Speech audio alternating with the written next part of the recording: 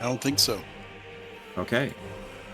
All right. That being the case, I'm going to bring you folks into the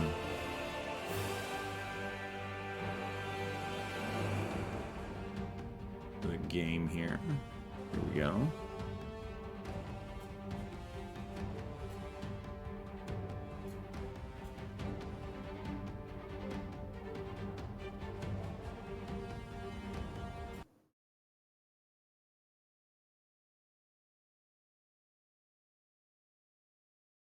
All right.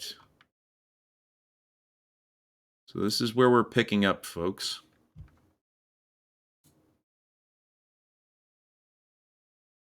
Why, I sure do hope that's not coming through on the Twitch stream. It sounds fine on the Twitch stream?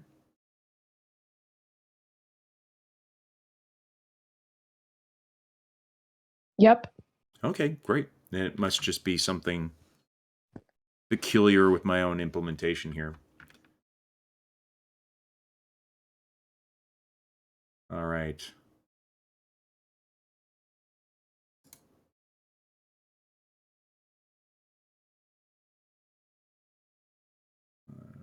And let me get you guys. All right. Do you guys see yourselves in the map now? Yep. I can't get the map to come up. I'm All right. thinking I'm on the right page. 98, 184, 199, 249. Let me double check the Discord.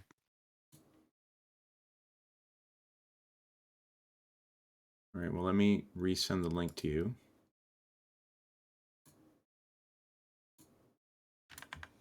I think you've got the old one because I don't think that's the right one there, Steve. So let me quickly send this over to you in the Discord. Thanks. Okay.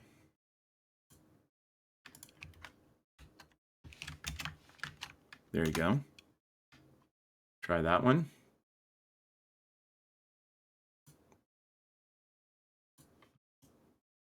Okay, there it is. I do see Eva in there.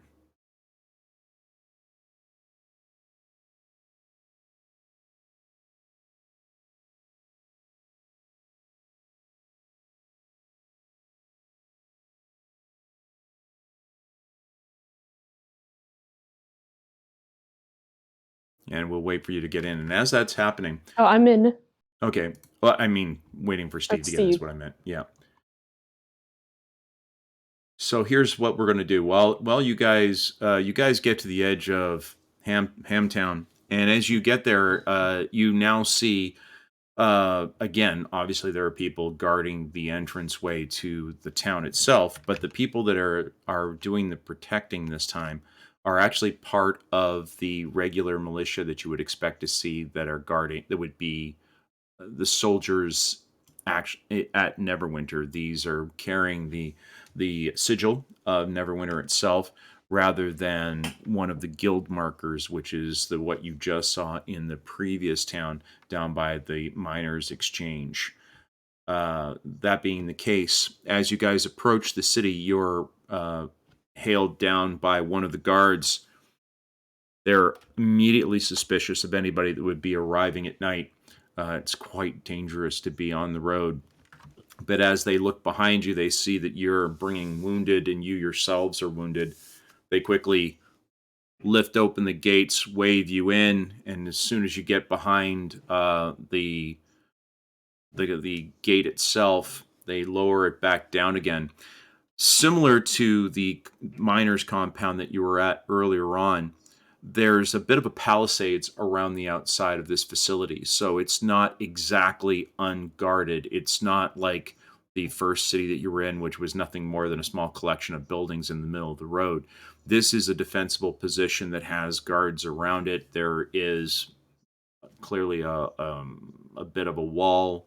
It's just a dirt palisades with some wooden basic structures on it for protection, but it's compared to where you've been for the last several days. This is probably the most defendable and defensive position you've been in. Your horses are brought over to the stable, and without question and without having to do any payment, there are a number of small groups of folks that come out, squires of some sort or just stable hands come out and start immediately helping the villagers with their husbandry, and you're walked over to a large guild hall. As you walk in, there you can see there's other groups that have already been kind of setting up there over the course of the night. There's a large fire burning at the center brazier. There's smaller fires at either end of the guild hall itself. There are a mixture of people. Some are families, some are single people, some are single men, some soldiers here and there, again, wearing the sigil of Neverwinter on their chest. There is clearly a rather large gentleman, long flowing black hair, large breastplate with the sigil of Neverwinter, the tower with the ship in front of it, in the center of the room, looking through some scrolls and quietly issuing commands to both civilians and to soldiers alike in the center of the room. He sees you walking in and he kind of signals you over.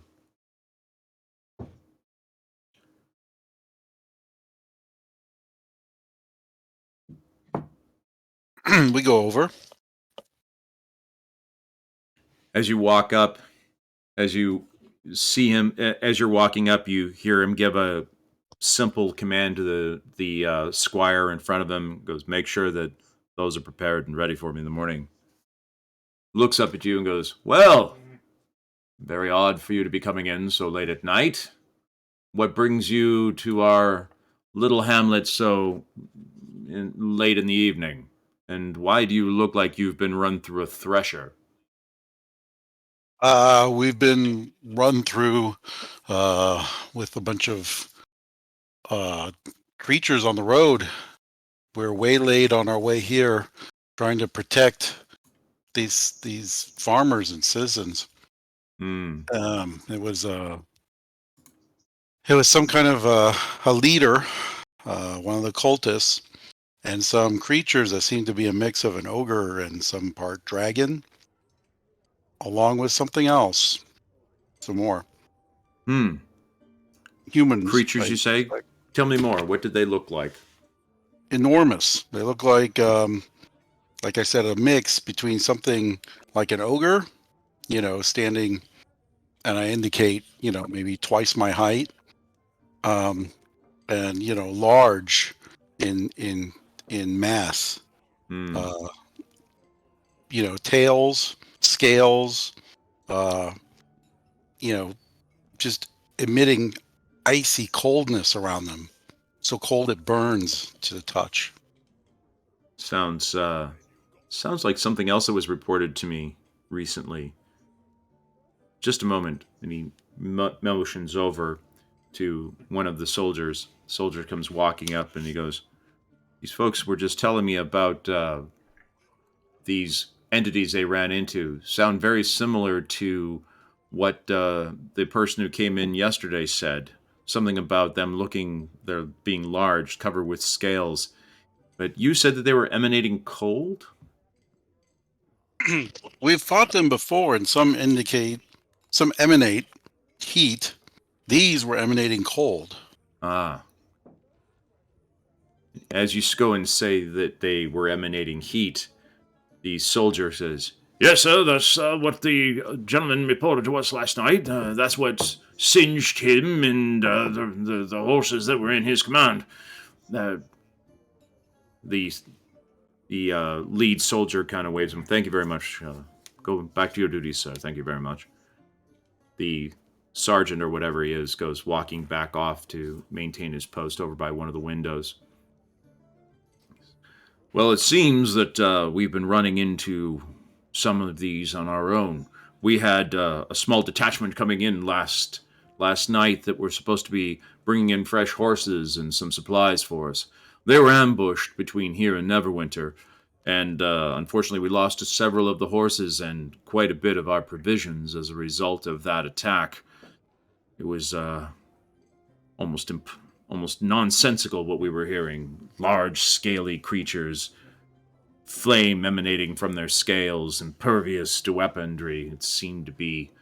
At first, I felt that maybe the squire was drunk or had gotten into some sort of a gambling situation, had lost the horses in a game of chance, but then I saw the injuries on the horses that he did bring in, and, well, I changed my opinion. It's very disturbing.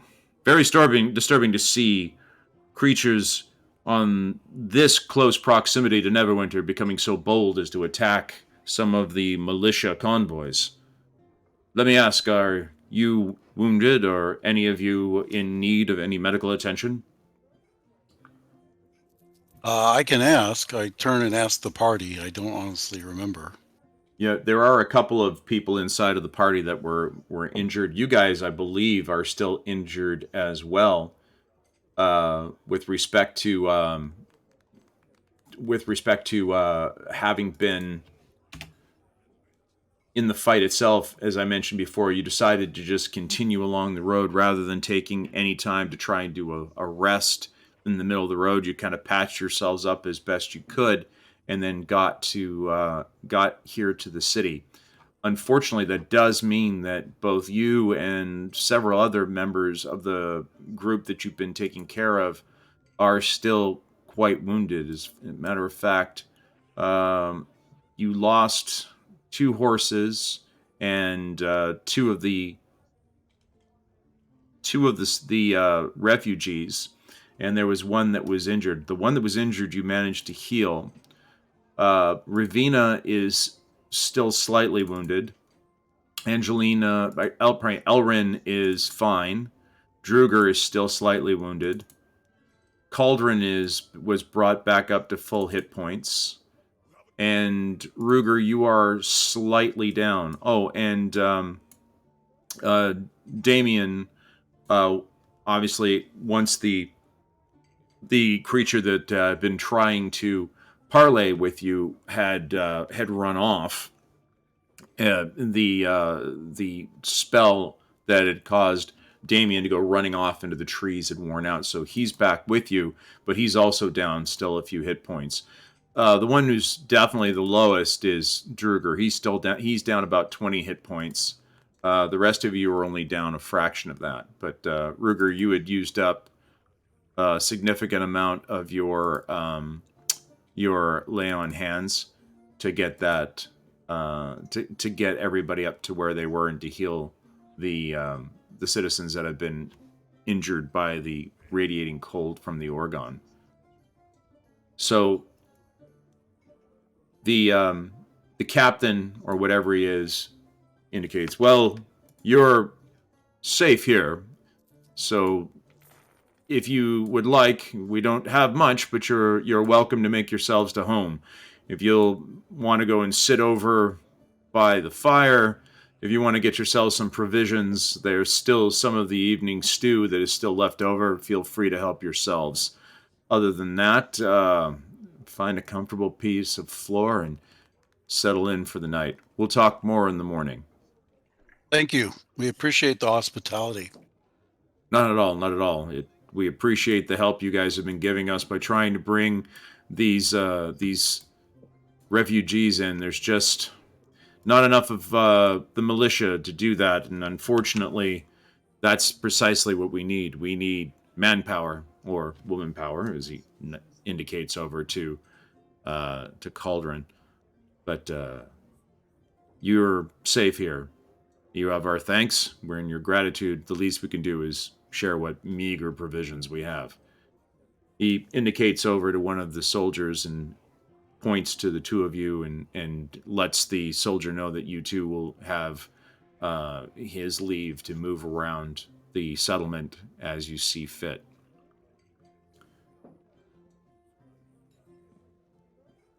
What would you guys like to do? You're going to settle in, have a little grub. What do you plan on doing? Yeah, settle in, Yeah. eat, try to get Druger some medical attention.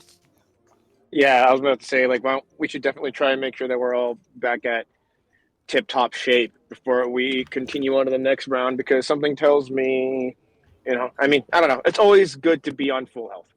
Exactly.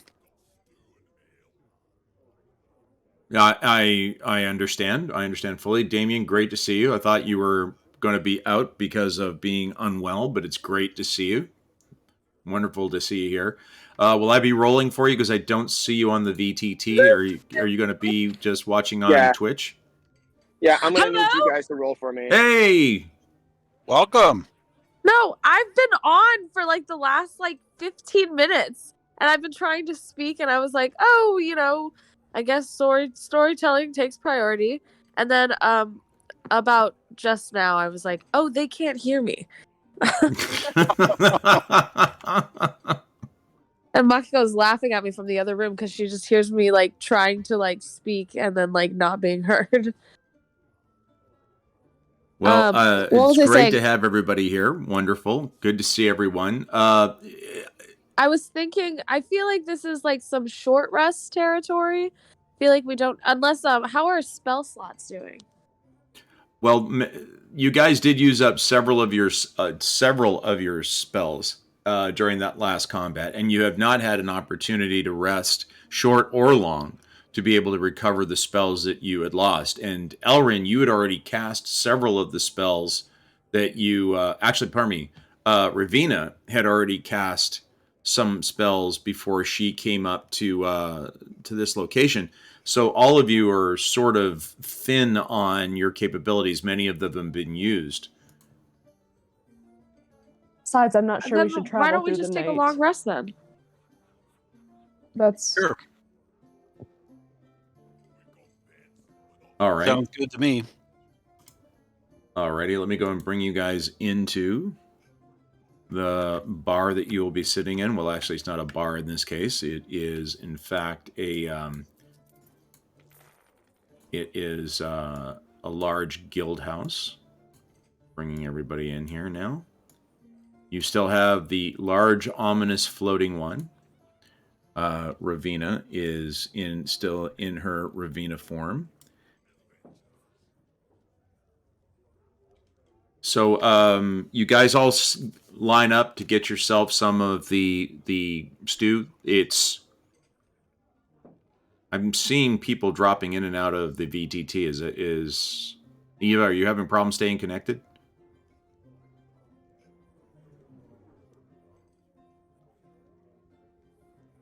I think we lost Eva. I'm here. Okay. All right. Sorry, I thought you So were talking to Nina. yes. So what we'll do then is we'll go ahead and we'll let everybody take a long rest after you've gone and munched on the stew. The stew's quite nice. But before you do, did you guys? There are other people that are up and walking around, or are you guys just gonna get to it? It is already close to probably midnight by this point. Yeah, I think stew and sleep and medical care. I get Okay. everybody's hit points up, all their spells back, well fed. Don't need to use up rations tonight. Well, looking at where everybody's hit points are, if you guys get a long rest, and provided that you are not interrupted, you guys will be able to fully heal by the next morning. So if that's what your intentions are, you can either use spells to try and heal up now, or if you would rather, you can just hit the hay and let Mother Nature take her course.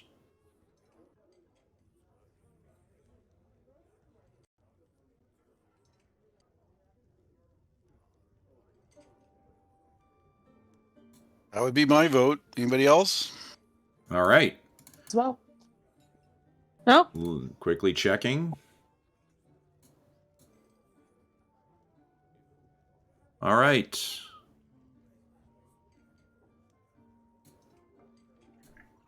And you guys are able to get a complete long rest.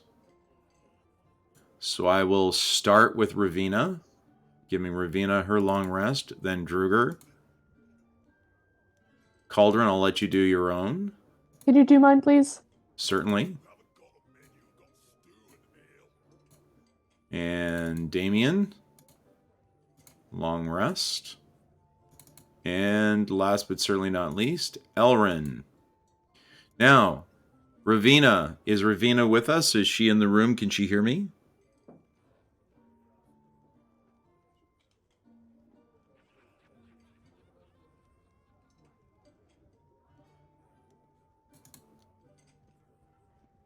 I see her trying to connect, so I know she's with us now.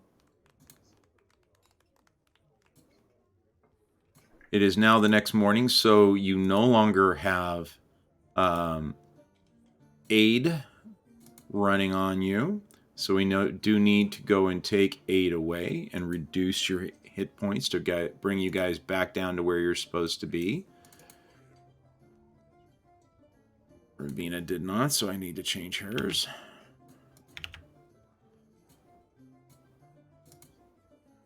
Cauldron did.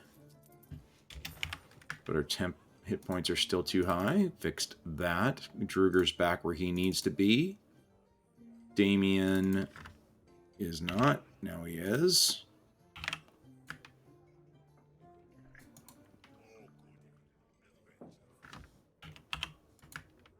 There we go. And Elrin.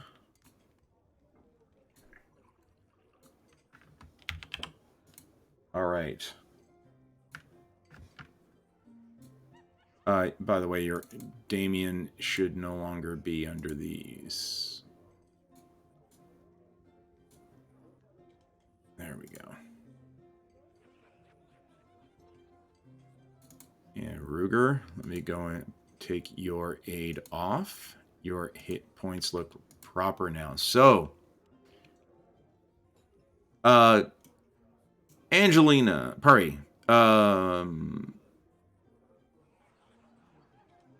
Ravina, you need to roll a D100 for me, please, to see if you stay in Ravina form or if you revert back to Angelina. For those of you that have not been following along at home, you stay in Ravina form.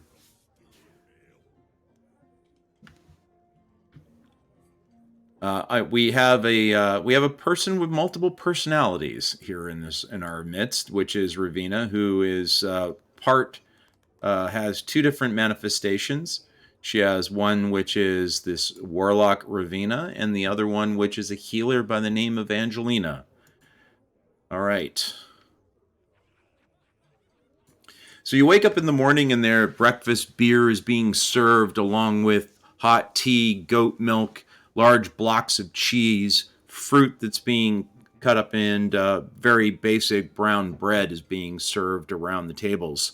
You guys walk up, they hand you a plate, and you're sitting there munching on your breakfast. What would you guys like to do?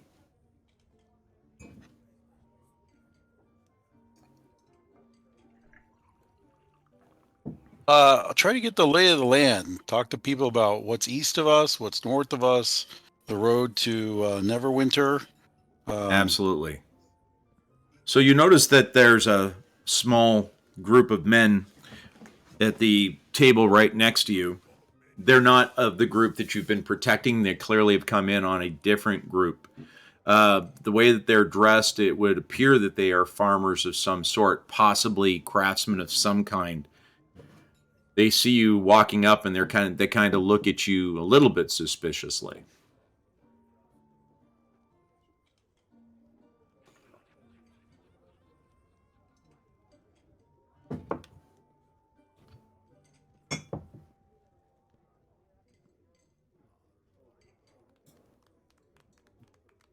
What are they wearing? Well, they seem to be wearing just basic homespun. All of them are wearing kind of basic leather jerkin. One of them seems to have a hunting knife in his belt. So that gentleman may be of a slightly different profession than the other three.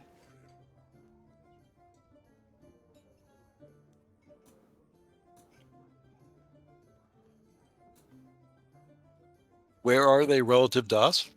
They're sitting just right. So you guys are on one table, and they're sitting just next to you. There's a little bit of a gap in the benches, and then they're sitting 2 and 2 on the table, same table you're at, just at the farther end of it.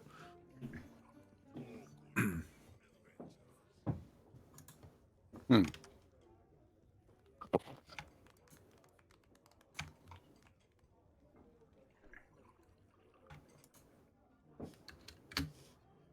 Well, you guys as hear a me? party, do we want to head for Neverwinter? We can hear you now. Oh, okay, cool. So they look at you. We're trying to get there too. Bob over here, he's a tanner. He indicates over to the guy who's got the hunting knife. His brother's been up there at Neverwinter for a couple of months now. He's got set up in some tavern. Went married himself some tavern wench. We were all traveling together.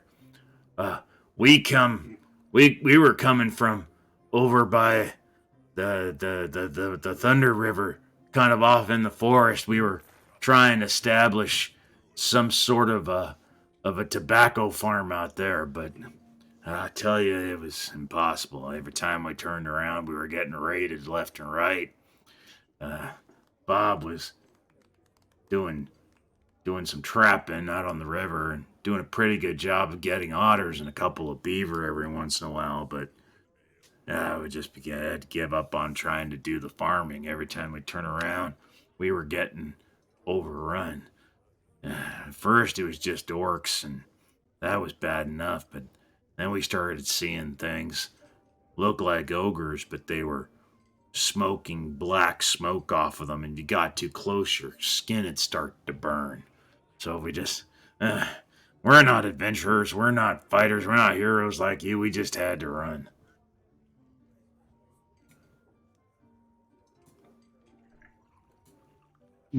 Discretion is the better part of valor, my friend. Sometimes we and a run longer too. life. Exactly.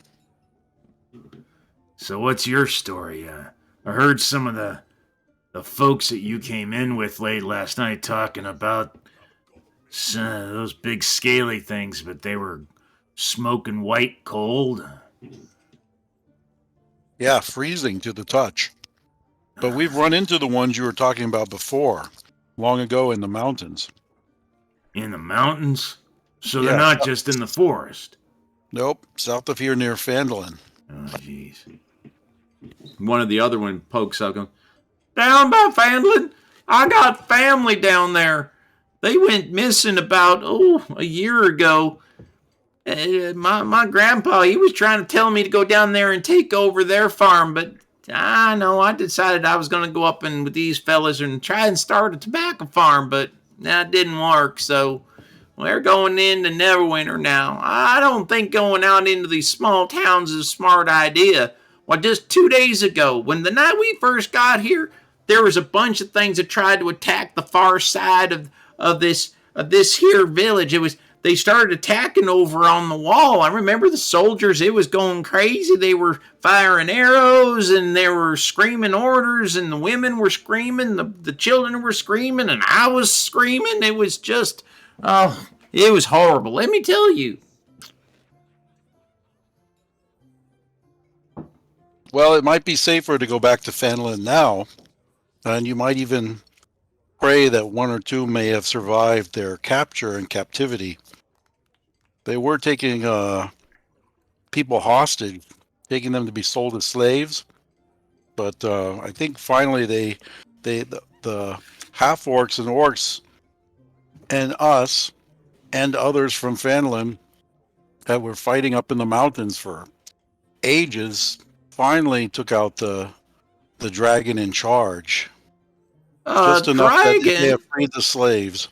As soon as you go and say dragon, you hear this whole like murmur going on all around the place. There's everybody raising their hands, and like people are just freaking out with you making mention. But now there's a whole pile of people that start pawing around you, and they all want to hear the story about what you mean by a dragon. And as that starts to happen, you see the sergeant or whatever this gentleman is come walking back up and just pushing his way through the crowd, going, "Sir, I heard you. You said that you went up into the mountains. You guys were fighting a dragon. Is that right?" you were fighting against the orcs, or you were fighting with the orcs? We were fighting with the half-orc bartender in Phandalin. He used to be a fighter of some renown among other half-orcs. He convinced other half-orcs to join us. We were fighting together against the orcs, the goblins, the dragons, and those creatures that you've been running into. The part ogre, part dragon, part orc, part dragon, and the cultists. That was a war. It was practically a war going on down in the south. But you guys are getting some of that up here. I see the cultists out in the woods, ransacking families, ambushing refugees on their way to Neverwinter. This is very disturbing news. Very disturbing news. I mean, it's almost unbelievable to think that the half-orcs were banding together with us to go and fight against their own kin.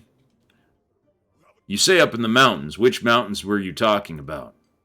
Ice Spire Peak.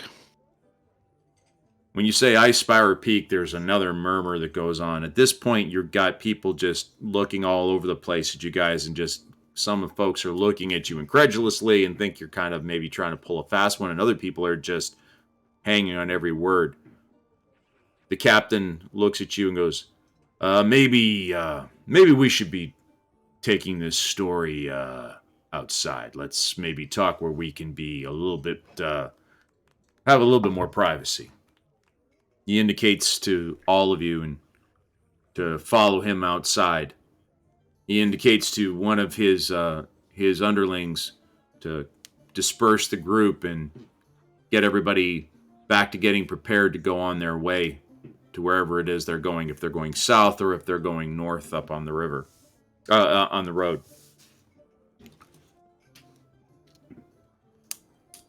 As you Okay, guys... Is Go it ahead, possible I'm to sorry. ask who? Is it possible to ask who might possibly be listening that we don't want to have listening? Could you repeat that? Is there anybody in particular that he doesn't want to hear what's going on? Well, do me okay, let's quickly check then. Let's do a quick perception roll.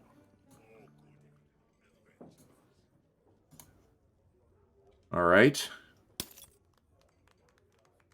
No. I'll open up that roll so you can see that. You rolled a 1. So I basically went to go see if there's anything wrong, and I just stuck a finger up my nose. Is what you're doing. Yeah, pretty much. Unfortunately, it was not the greatest roll. You can't. There's just a little bit too much. There's too many people. There's too much noise. There's too much cacophony going on. You really just can't get a focus on what's happening in the room. There are a lot of people, and if there was somebody in there that was looking suspicious, from your perspective, not something you can really tell right now, especially seeing as how you're kind of trying to walk through that group to get out the door. Well, not only that, my finger's up my nose. I can't tell. What was that, Elrin? I was just saying, well, of course I couldn't tell. My finger's up my nose. Elrin, did you say something?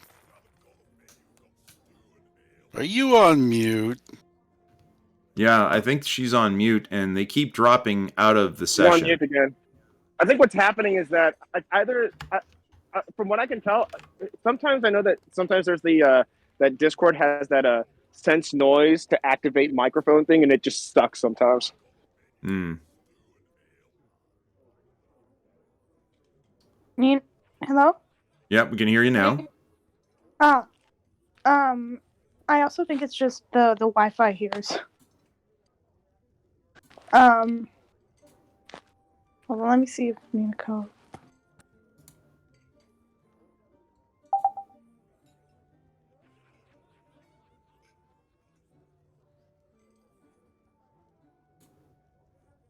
Okay, we're waiting. Well, we're waiting. Hello. Sorry, what were you asking me, Nicole? Well, we could hear you speaking, so we... Oh, we're good now. Well, at least mine's working, so. right? Yeah, I can hear you. Okay. All right. I'm still hearing an echo, which is very confusing because I have to hear what you guys are saying while I'm hearing what you just said. It's on about a 5-second delay.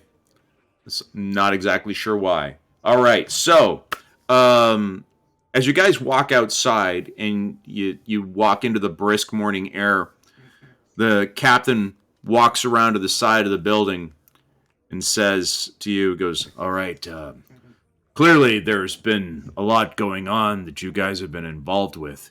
You said you were fighting a dragon and you were fighting against orcs and goblins up on Icespire, and you were mentioning the cult. Is the cult immediately involved in these attacks that are going on against our facility here? Yes, we have evidence to believe that. They're wearing the same garb as the ones we fought in the mountains around Phandalin. I see. We haven't seen any humanoids. All the attacks that we've had against our encampment have been non-human or non-humanoid of nature. Boy, this is quite disturbing. Quite disturbing. You folks are heading into Neverwinter, is that correct? That was our plan, yes. I need you to do a service for me if you don't mind. Ask and we'll try to grant it. I report directly to the Neverwinter militia. My commander is a colonel, and if you go into town and head into the Hall of Justice, you will find him there. He's been called up recently from Waterdeep to help try to rebuild the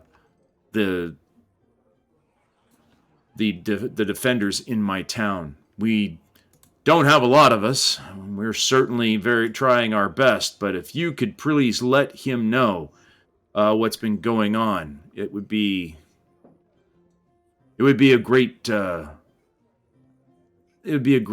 for me if you don't mind.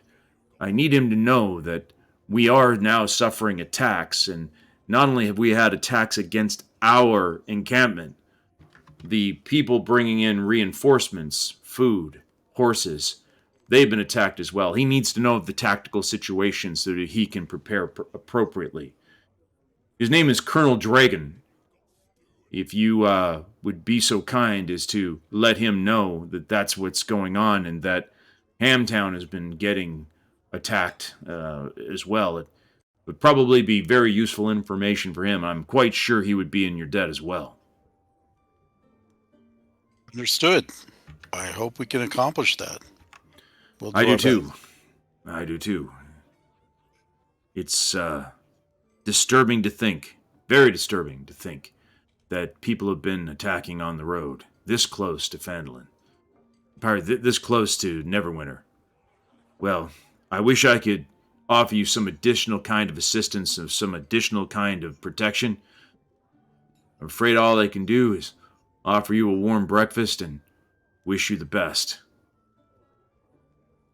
Puts his hand on your shoulder and says, thank you very much for all that you've done, and I would appreciate if you could see your settlers into Neverwinter safely. If we can see through these dark days, stop back and see us again. Maybe then we can treat you a little bit better.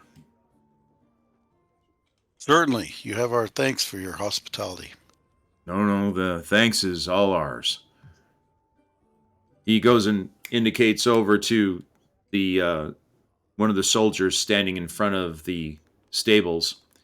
He indicates, these folks will be leaving us shortly. Make sure that the refugees and these people here are properly equipped and prepared to be on the road as safely as possible. He looks back over at you. Safety to you. Safe journey and a warm bed at the day's end. Good luck. He salutes you and then walks off. As he walks off, you see the occasional soldier come running up with talking to him. He's clearly engaged with elements of and activities of leading the group.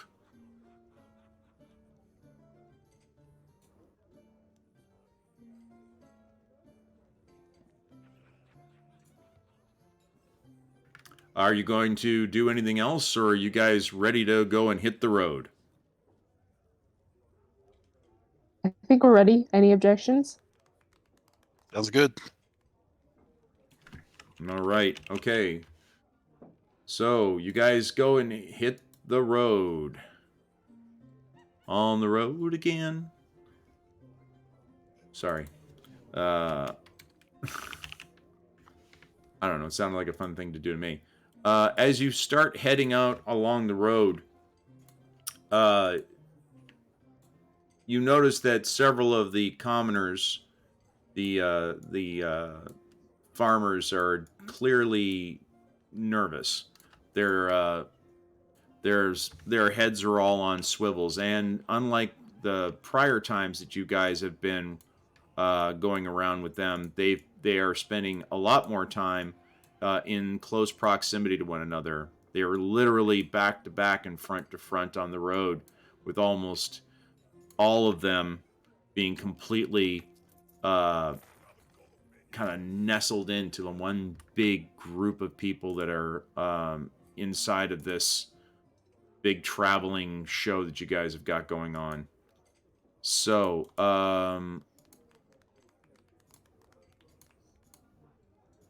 there we go. Sorry. I was trying to turn the charmed off of Damien and accidentally did it to him twice. There we go. All right.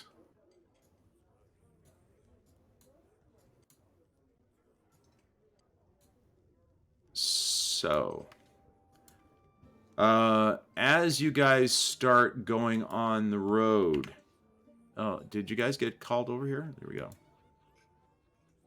All right. So here you guys are. Everyone's a little bit too shiny with that the impressive protection that is coming in from Ruger. Let's do this. All right. So this is kind of the order in which the citizens are following you.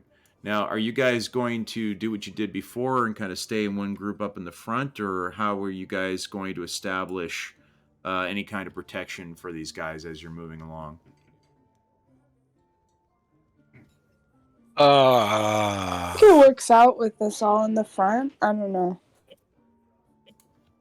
I mean, we could split up a little. Maybe have, most of us close at hand in like the front ranks, closer to the group. Okay. I don't really want anyone beyond any one of our party beyond the aura of protection if I can help it. But if a couple people wanted to hang back a little to protect the sides of the group, they could. I wouldn't really be in favor of that. Okay. I'm assuming you were going to call out your owl like you've been doing, sending him up Yes. 100 feet and having him do his patrol like you've been doing the last couple of times? Yeah.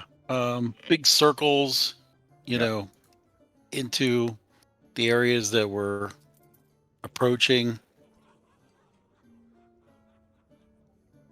Kind of like a diamond, roughly. Yeah. Hold on, you're moving yourself along with your That's weird. yeah. You had accidentally grabbed both of the icons.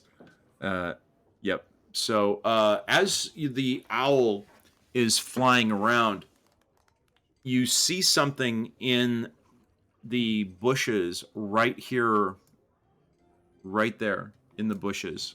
It's not terribly large. Okay. But you did see something moving in the bushes. Okay. I keep my owl kind of like in the treetop to try and keep an eye and see if it can see it. And then I alert Cauldron and try to tell the party in a whisper, head to our left, roughly 45 feet off of the trail. There's something there. And I asked Calder if she wants to head into the trees and come up behind it and take a look. Sure. To our left. To our left. What is that? Yep, right about here. You saw something dash into the bushes. Yeah, 50 feet away, maybe. Can Cauldron get a good? Can Cauldron see it, or will I be able to see it when Cauldron see it? Like, From where you're at, go ahead and give me a perception roll.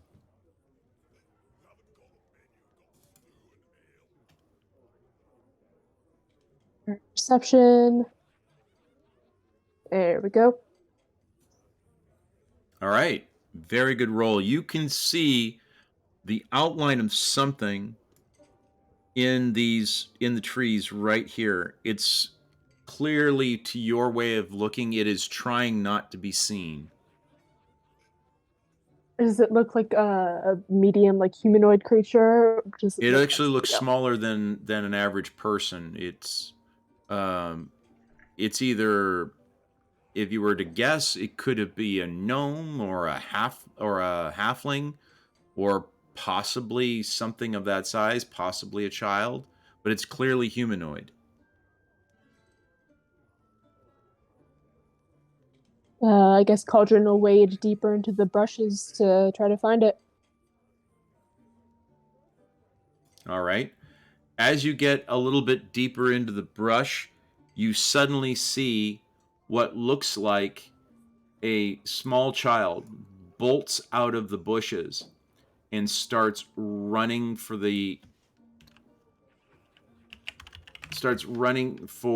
deeper cover into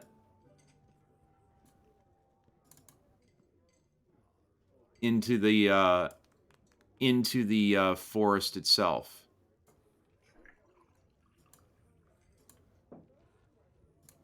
All right. You see it starting to run now.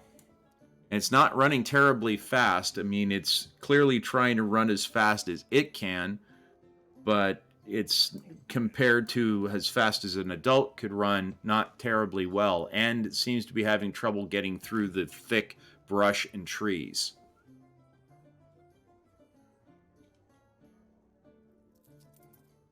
Cauldron is going to call after it and, saying that, she's not going to hurt them, but, she's still going to move All right. to where it's running. Give me an ability check on your charisma.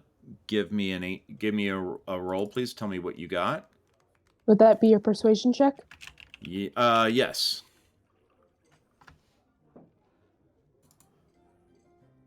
Okay, the child is not overcome and does not appear to be persuaded by your.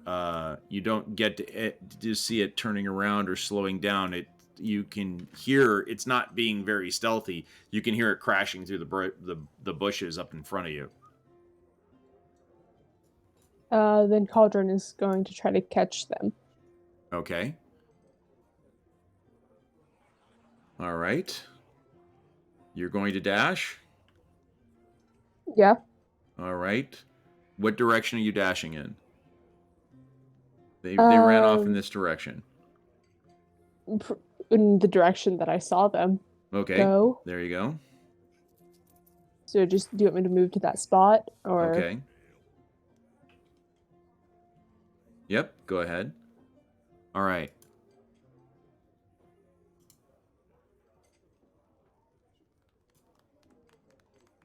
All right. As you come around the trees, if you're dashing, you should be able to get. Yeah. Even with this being difficult terrain, you should still be able to get as far as there. As you come into the, you can see the child right here. You overtake them. As you overtake them, you are able to quickly grab them, and as you grab the child starts screaming, "Let me go! Let me go!" In common? Yes. Okay. Cauldron's gonna ask, what they're doing out here. Like asking if they got lost or what happened. They're coming back. I'm telling you, you gotta hide. You can't stay here. We gotta get away. They're gonna come back.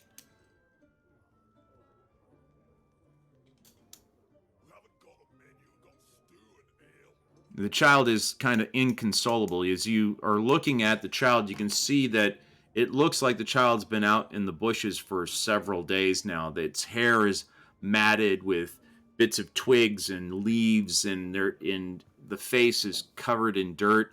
There's scratches, numerous scratches on its arms and on its face.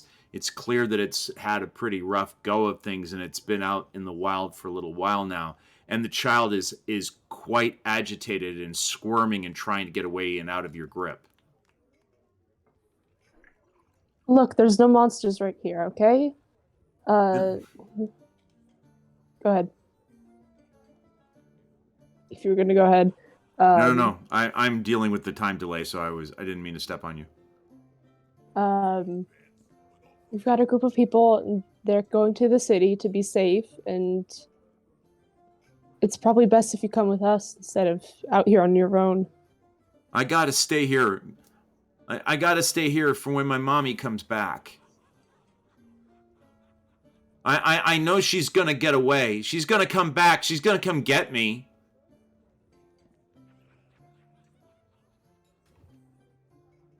This is why I don't bring children.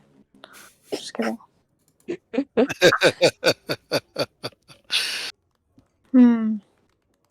We always had that luxury. Wow, your sympathy is touching. Really touching. Is there anything around her that might like maybe convince her?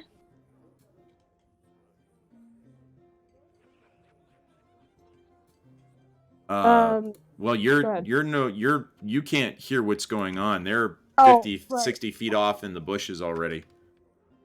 Got it.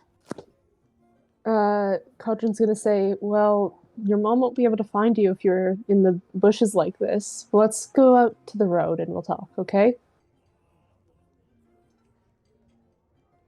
They come looking for you on the road. That's where they mostly attack. That's usually when they come get people. That's when they come and they pick you up and they fly away with you. I know, but I've got friends on the road, okay? We're not gonna hurt you. We're not gonna let All you right, be hurt. give me another persuasion roll.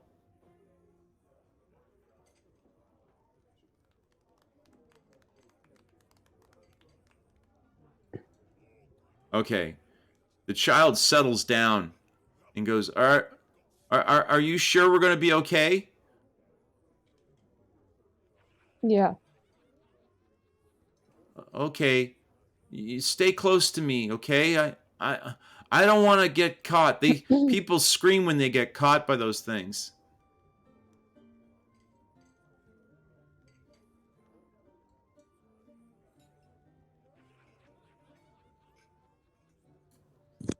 All right, so let's head back to the road. All right. So you lead them back, and Ruger, your owl flies high air cover to try and give you guys a good view of what's going on. And you see this little kid, and who looks like has been rode hard and put away wet, gets brought out of the bushes, and is looking up at you guys, and just looks absolutely terrified. Also looks like it hasn't had a decent meal in several days.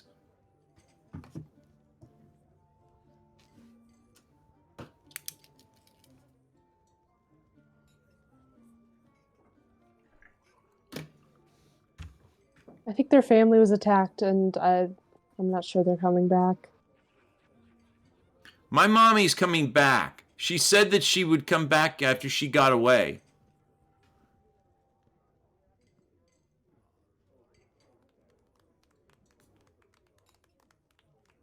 When and where did this happen?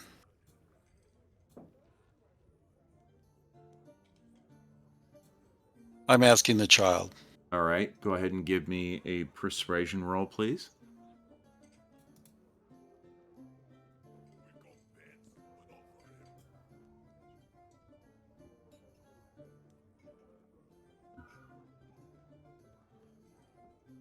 As you start to talk, the child gets really terrified. It gets this terrified look on its face, and then it runs behind Cauldron and hides behind her. Yeah, I get that a lot. one Yeah, of I'll one of back the away. mothers from the families comes up to you guys and says, "The poor dear, did you find her out in the woods?"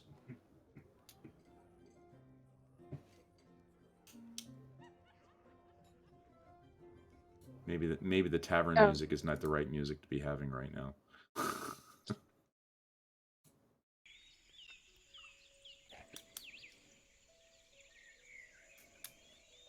You found her in the woods. Ah, little one. What say you?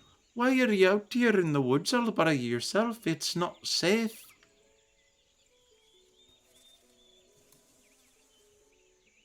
The little girl then begins to tell you a story about how her and her family were traveling with some of the other folks from her village. They were trying to make it to Neverwinter.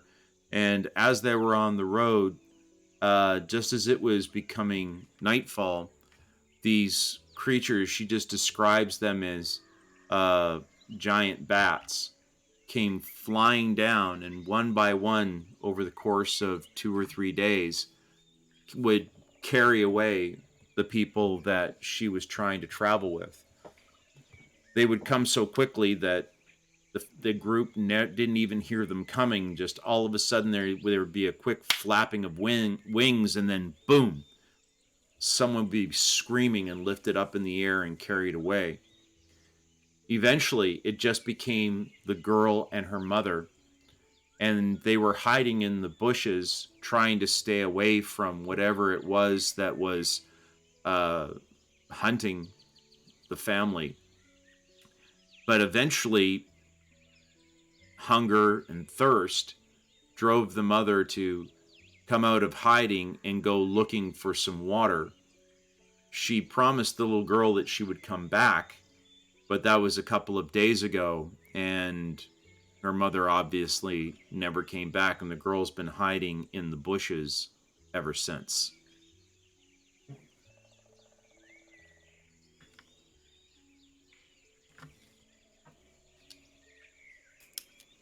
Hmm.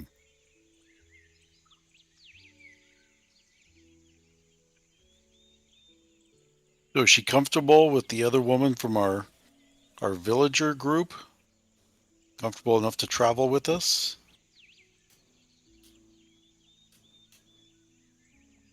The woman speaks to the little girl for a little bit and offers to have her come play with her daughter and ride on their cart as they continue off into Neverwinter. She offers the little girl water and some food, and her daughter shares one of her dolls with her. So the little girl falls in with the rest of the commoners as she gets up on one of the carts and proceeds to start heading off towards the village.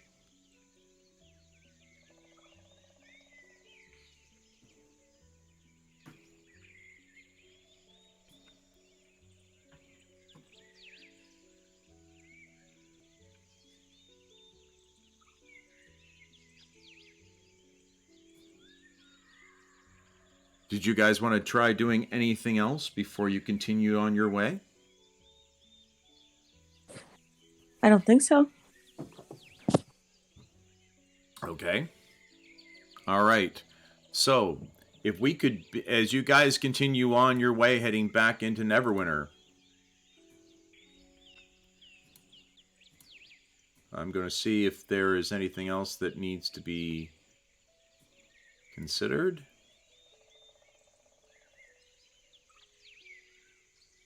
All right.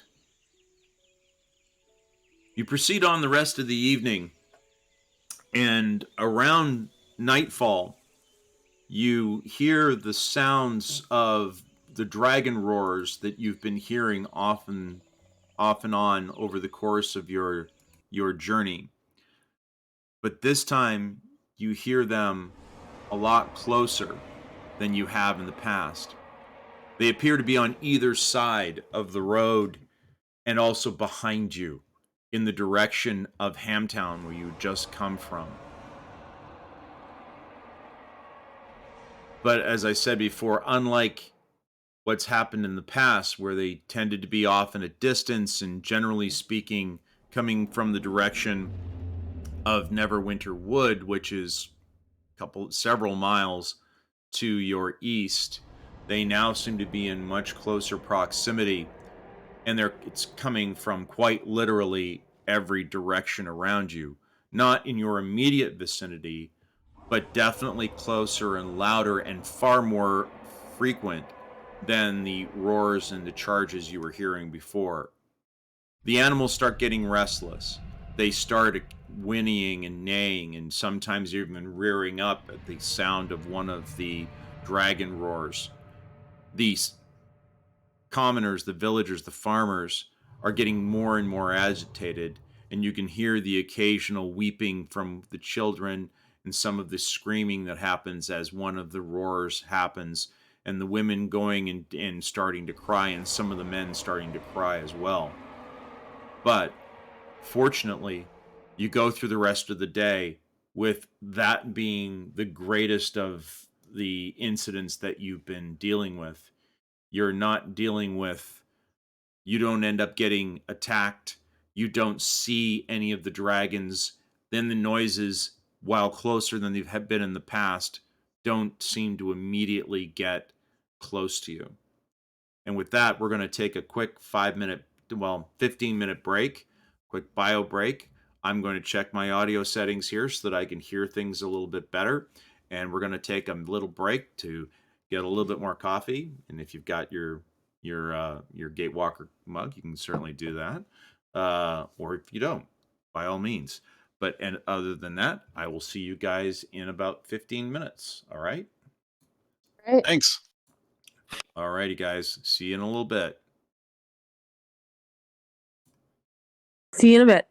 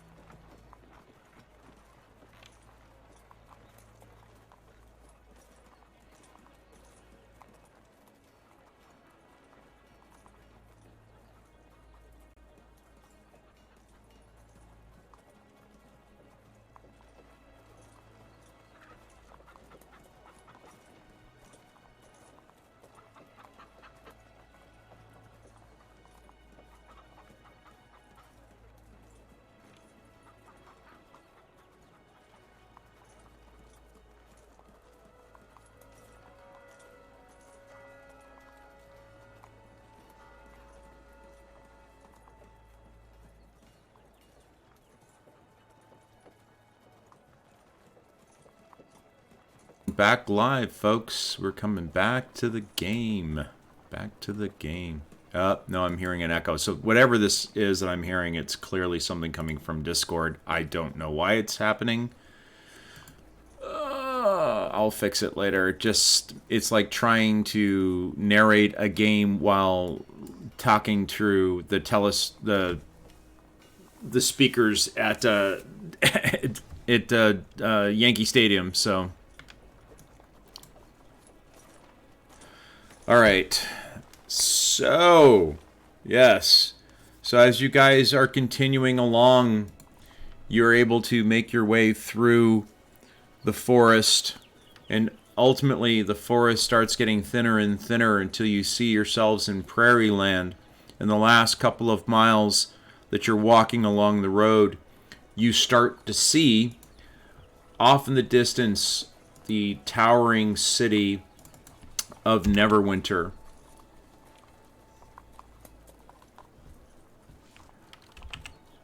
Alright, so let me quickly go over here and show you guys what you are seeing. So, there is an item that would be helpful to you. Now, Cauldron, you've obviously lived in Neverwinter before, and Damien and Ruger at some point have actually been in the city as well. However, you're not necessarily super familiar with the city, but you were familiar enough to kind of know where the gate would be when you're coming in. So as you were approaching, you find yourself, it is evening by the time you guys get to where it is you need to get to.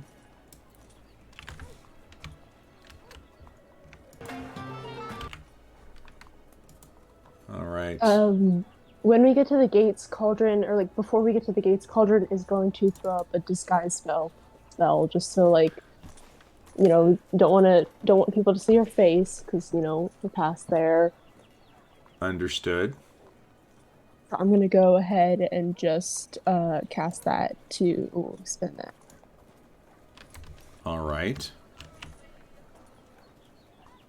One moment here.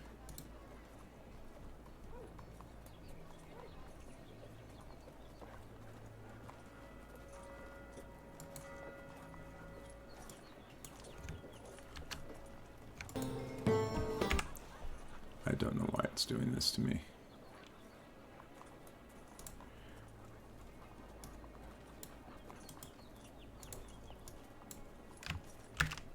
There we go. Now let's try it.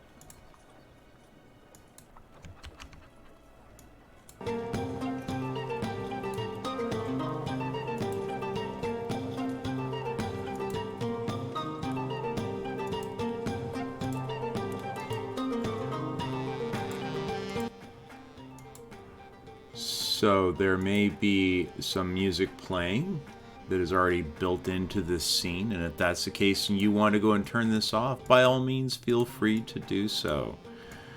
But as you guys get closer to the city and you're coming in with the refugees themselves, the soldiers start to funnel you towards the front entrance to the city itself. There are a number of guards that are protecting the entranceway, and there's a processing location for the refugees.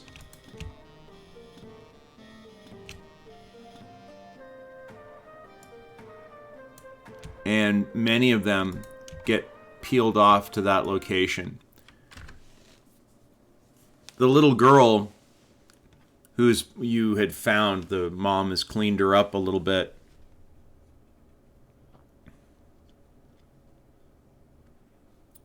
And she looks a little bit more human now.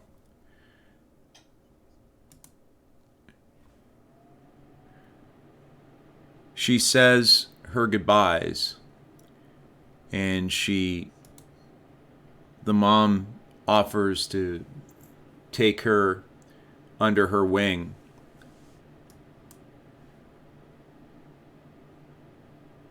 All right, so you guys should see the city entrance here in just a moment.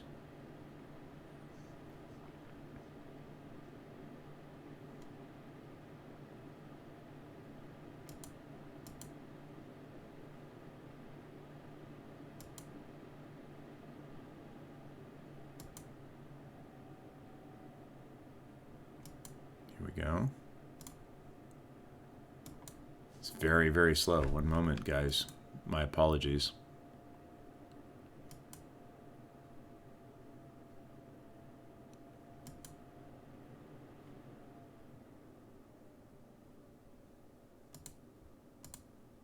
Well done. Huh.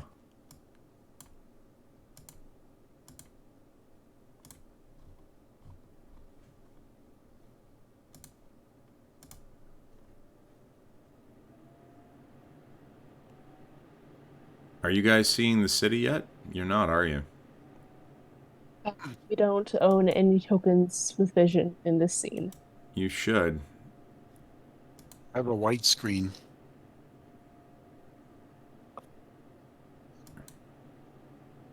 Okay, guys.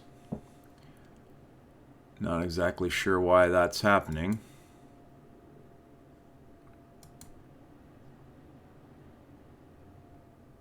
Okay.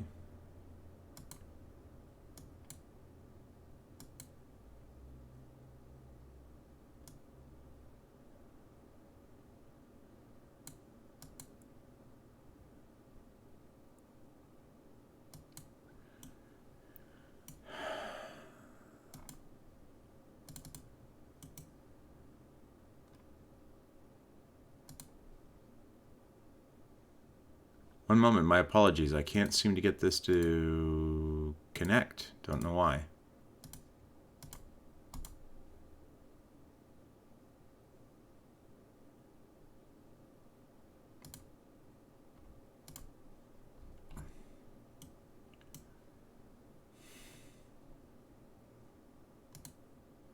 Okay. Well, that might be why. Let's do this.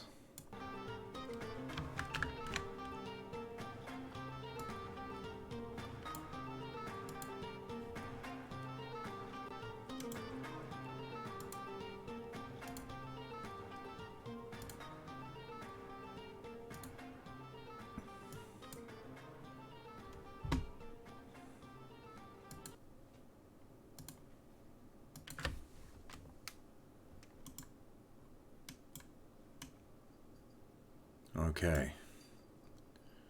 Let's try this again, shall we?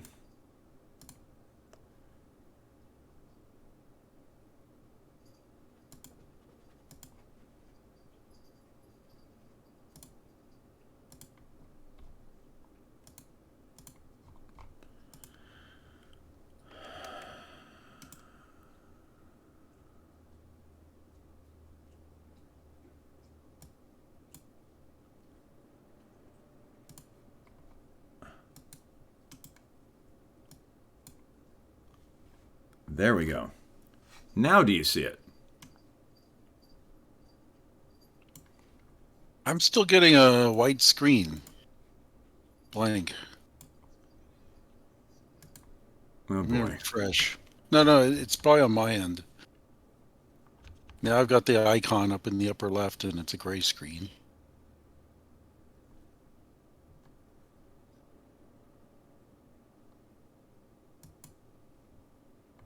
Yeah, we were getting a bunch of old animation that had been built into this map that I couldn't turn off, and I was fighting with it to try and get it to empty.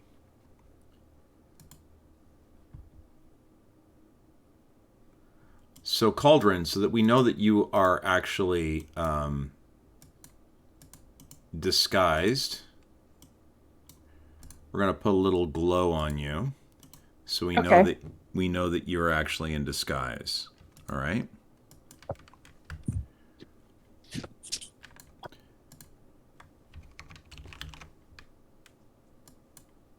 All right. It is after nightfall. So, but there are still people coming. Well, let's wait for Steve to get back in. Steve, are you seeing it yet? No. I refreshed, but it's not coming up. Should I exit out and come back in? You might want to try that.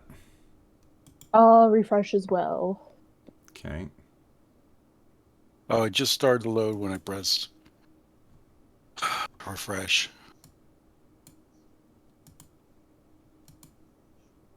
Anyway, you can continue. Okay.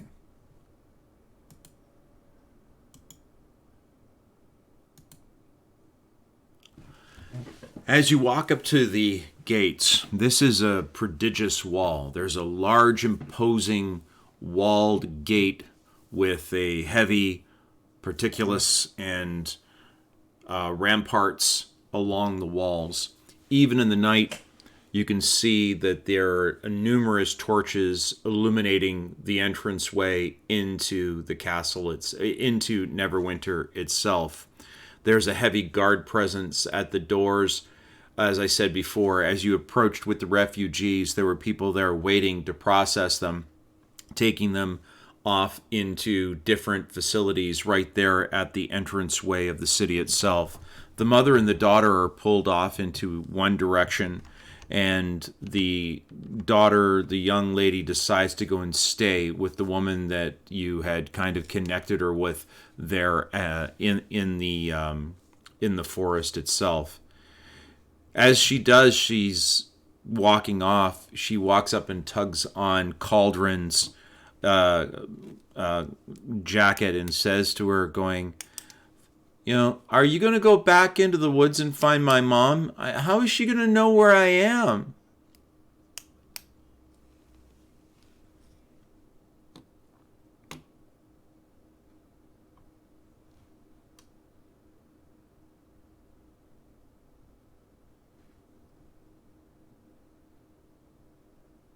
Cauldron, are you muted? So is the little... Oh, okay. Sorry, the rest of the refugees and whatnot are behind us, right? Yeah, they're all starting to peel off and go to various different locations. There's people processing them. There's administrators and helpers coming out and getting them situated into various different buildings for the night. They're stabling their horses. The process of getting them situated with the remainder of other refugees is already well under its way. And you notice at this time that the area in front of the gate is now peppered with tents and just hundreds of small groups and families camped out at the front gate of Neverwinter itself. Whether they are there because that's where they're required to be, or if they're there because they're not being let in, you can't really tell at this point.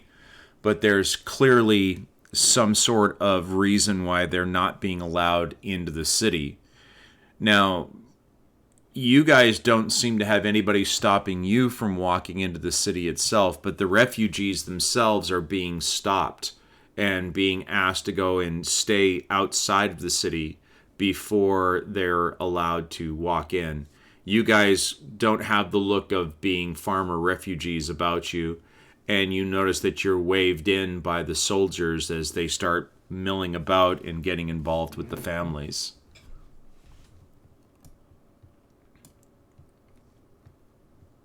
Cauldron looks to the rest of the group for help talking to the kid.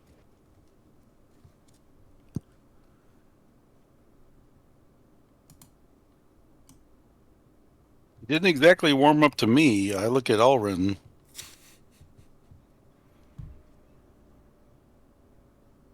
Ruger, you're short.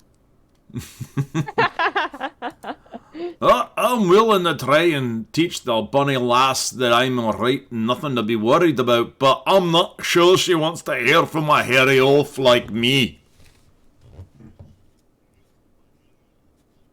Ends to reason. I don't know. I mean, we're an imposing bunch. Elrin's probably the gentlest face we have.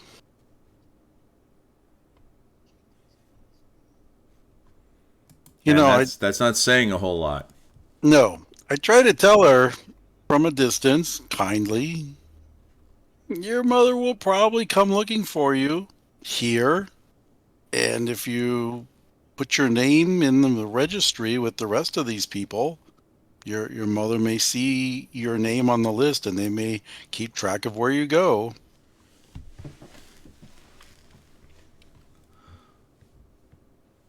Cauldron, this smacks a little bit of what your, like, things from your past. You know what happens to orphans in Neverwinter. There are several different fates that might befall you. None of them are particularly great.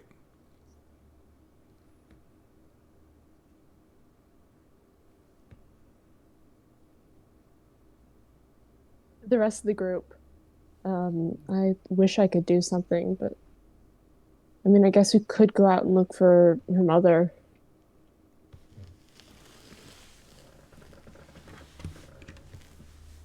A rescue plan? We could try. We have only a vague notion of where she said her mother was at, but we can try.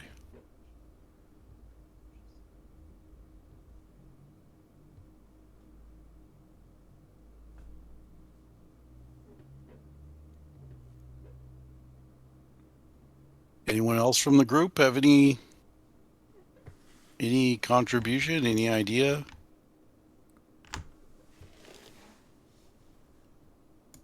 I do not know. I do not know.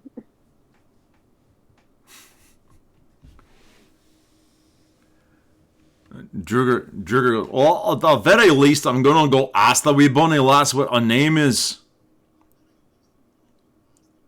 Maybe what she looks like, too.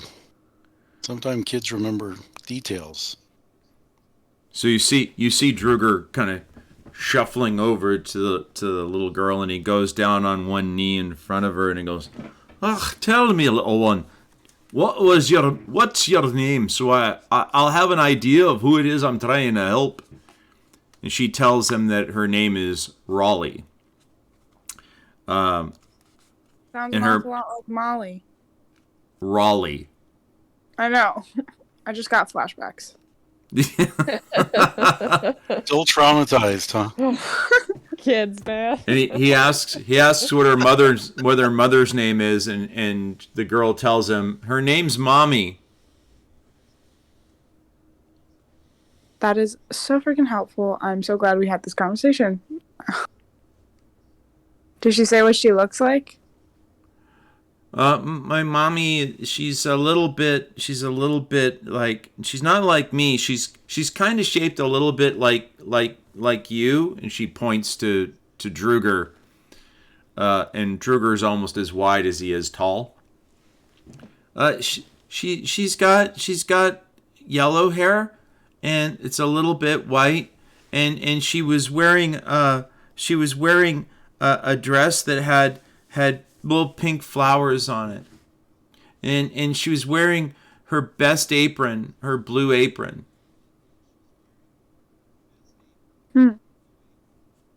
So she could be a dwarf, possibly? No. My mommy's not a dwarf. She's just not tall. Oh. Okay. What color's her hair? Like yours? It's Blonde? yellow like mine. So we're looking for a short blonde woman with a flower dress and a blue robe. Apron. Wait, did you say robe or apron? She was wearing a blue apron, and Apron.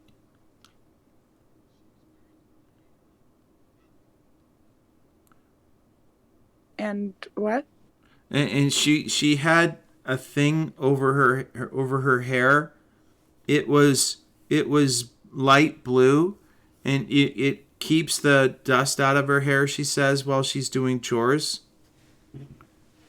Oh, so it's like a hairnet.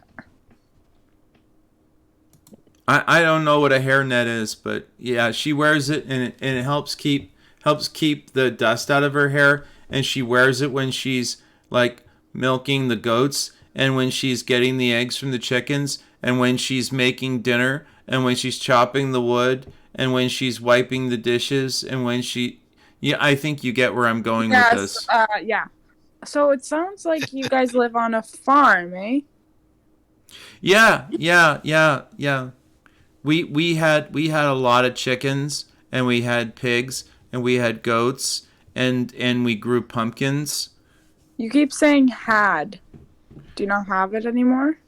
No, we don't have it anymore. We don't have it anymore. The things came out of the forest and they beat up my daddy and they took him away. And then the screaming men in black came along and they set all the pumpkins on fire and they killed all the chickens and mommy grabbed me and started running for our neighbor's house, but it took like almost like half the day to get to our neighbors and we kept having to hide and hide and hide from the men in the black uniforms, and but we eventually got there. But yeah, we don't have the farm anymore. Okay. Any other questions, you guys? No, we asked her back at the time about where it happened. I don't know where else to try and start looking for her mom. I know it's probably hard for this child to probably go on, but is there any way that we can get more of a description about the men in black that were screeching? I assume they're the cultists or whatnot. I don't recall the cultists like shrieking. They make people scream. Screaming men in black. Right. Like, what were they screaming? They were just yelling and I couldn't understand what they were saying. Okay. They just yelling and mommy was screaming and grabbed me and picked me up and ran with me and started running away, and we could smell the burning pumpkins and we could hear the chickens, and the men were just being really mean. They were screaming mean things.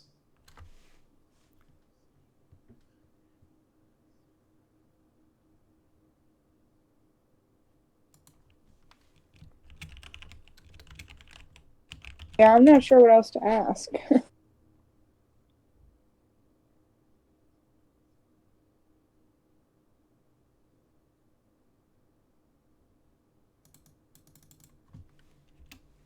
We'll do what we can, little one. So you what will you find my mommy? Well, we can certainly try, but You promise you'll try? yeah. Oh my gosh. Okay. Okay, because I really miss my mommy.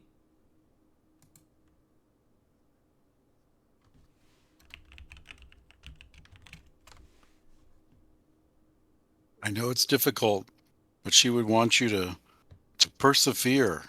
She'd want you to go on without her What's until she what can get back. what's persevere? She'd want you to go on without her until I she don't gets want to back. go on without my mommy. Now she starts crying and she's holding on to the woman's apron and she's just rocking back and forth and hiding her face in her dress and just screaming and crying. I And mean, the whether or mommy's not, trying to console her. I mean, you're what I mean, whether you like it or not, your mom's not here. So you just gotta stay strong until you find her. So the girl is just inconsolable at this point. She's just crying her eyes out and she's just wailing. It's been quite an ordeal. She's Yeah, been girl, look what you did. It's been an ordeal for all of She's us. been hiding for the last 2 days in the forest, and she's watched all of her neighbors and family picked up and carried away by God knows what, and now she's trying to desperately find her mommy.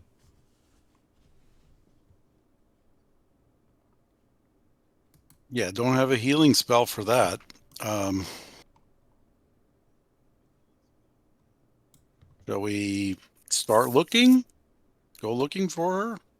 Yeah, why not? Yeah. Kind of promised this kid I would, so. All right. Well, it is. Are you guys going to go out and do that right now? It is 11 o'clock at night, or are you guys going to try and find a place to try and get to and hole up for the night? We'll try and hole up until Dragon, the leader of the dragoons of the city, about the dragons. All right. Well, interesting enough, there, as I said before, there is still some activity going on, even though it is very late at night. There are guards, as I said before, that stop you as you come in, but the interaction that you have with the child is observed by one of the city officials that is responsible for trying to process and bring all these refugees in and find a place for them to stay. As she sees the exchange, she walks up to you and she says, "That was very nice of you to do for that little girl. Are you going to really try and keep your promise to her? There are a lot of orphan boys and girls that we are trying to find homes for here.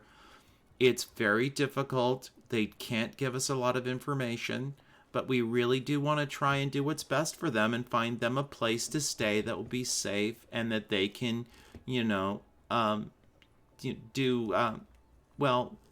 find some sort of solace, some sort of closure on this. So I just thought it was darling that you would offer her. So with that being said, I would like to give you this. This could be very helpful. We give these out, generally speaking. We used to give these out to a lot of people initially, but really only now there's only a very limited number of people we can give these to. So this is for you. This might help your getting around in Neverwinter to be a little bit easier. So as you go in to as she walks up to you,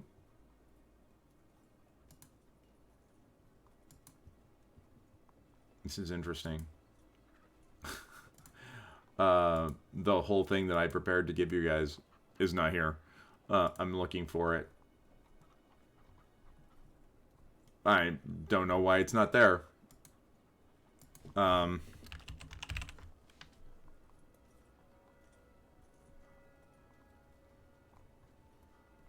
I have no idea where it went.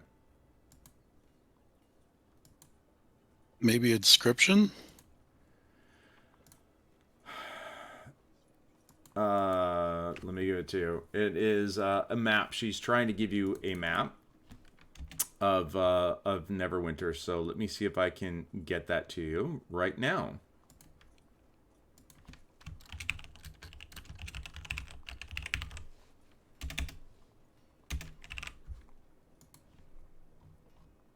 This is crazy. I don't know why it's not there. It was there. I know. I put it there.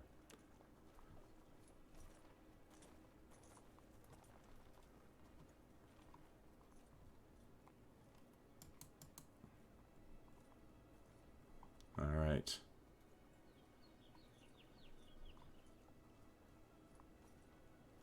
This will come up in your screen in just a second.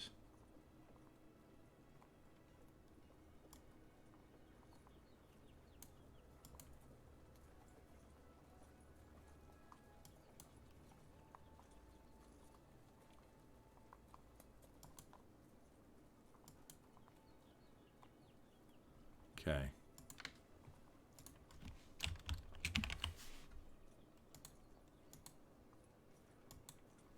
Okay, let me get this to you now.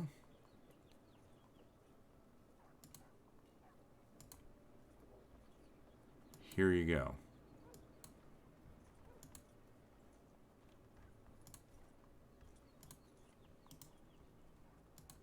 All right, it is in your chat, and it is also now.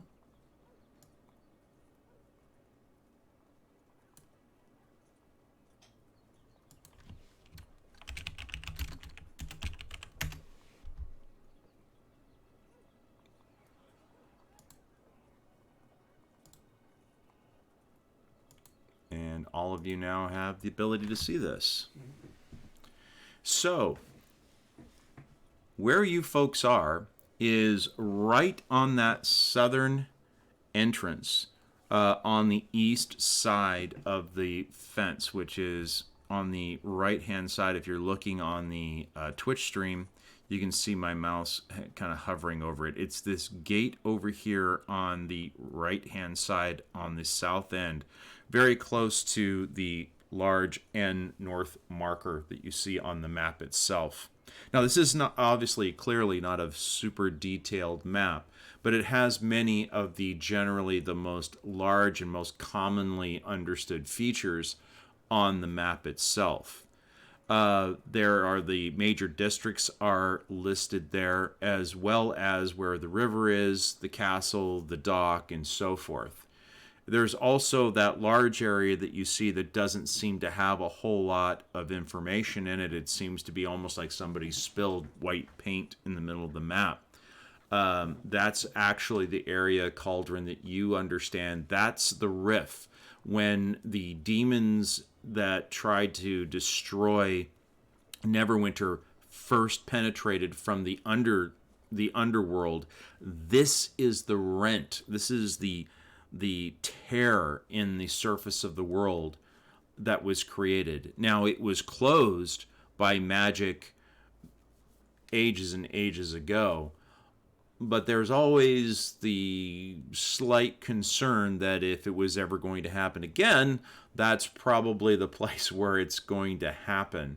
And that's the most likely place where you would expect there to be some sort of an incursion. As you are looking at the map, the woman explains to you that unfortunately there are not a lot of places to put all of these refugees yet, because they are still trying to put them into Neverwinter. Many of the buildings are empty, but they may be empty of the people that used to originally live there, but unfortunately it still is a bit of a wilderness. It's not uncommon for there to be some sort of dangerous entities, creatures, or inhabitants to be in those properties, so they just can't hand the keys over to every single building that they've got.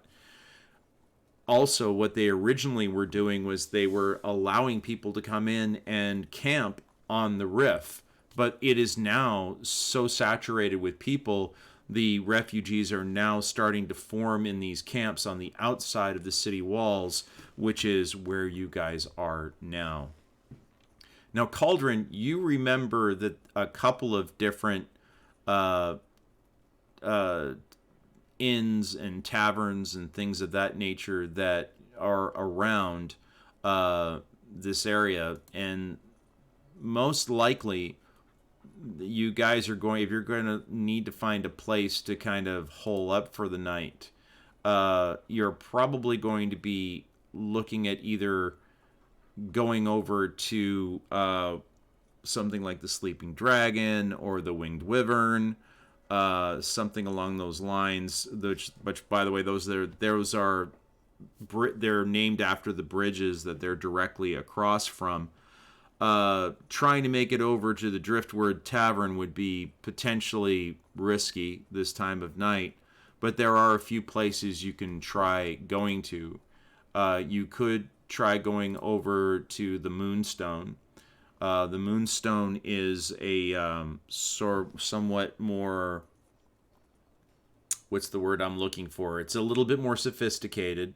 It's an inn, restaurant, place of entertainment, but it is definitely for people with sophisticated palates and a sophisticated wallet. There's the Fallen Tower, which is a tavern which sometimes has rooms and sometimes hasn't. With all of these folks being refugees any place you try to go to, it's hard to say whether or not you will actually be able to find accommodations at this hour or not.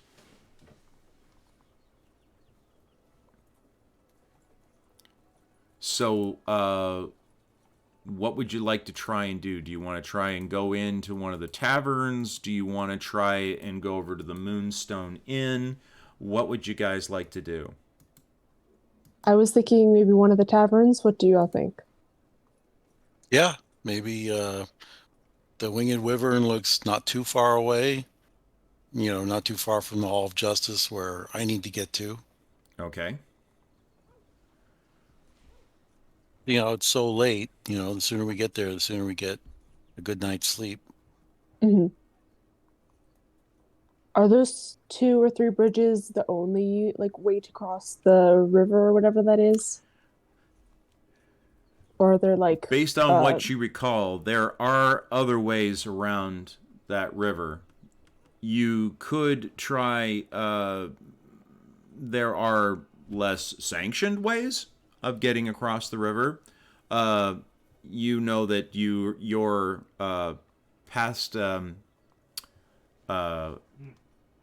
friends had ways and areas where they could traverse down on rope ladders, or in areas where there was footholds actually dug into the walls of the canyon, and they would cross on small pontoon boats to get to the other side. It's tricky, does require a familiarity with both the way up and down, as well as being able to traverse that river. And the river's quite wide. I mean, it's not something you would want to try and swim in. The current is quite strong and the water is quite deep. So if you were to fall out of that river, it would go badly for you as a result. But if you wanted to, you could either pass on down to where there's the Dolphin, the Winged Wyvern, or the Sleeping Dragon inns, or you could try and see if any of the old crossings that you are familiar with are still available over by the rift. The ones that you were most familiar with, there were a number of them, but the ones that were most commonly available when you were younger were the ones right on the right-hand side of the map, like almost directly across from Clock Tower, because the rift at that time didn't have a lot of people living in it, at least not a lot of people that would bother to be upset if they saw somebody trying to cross the river in a non-sanctioned location, if you get my point. Mm-hmm.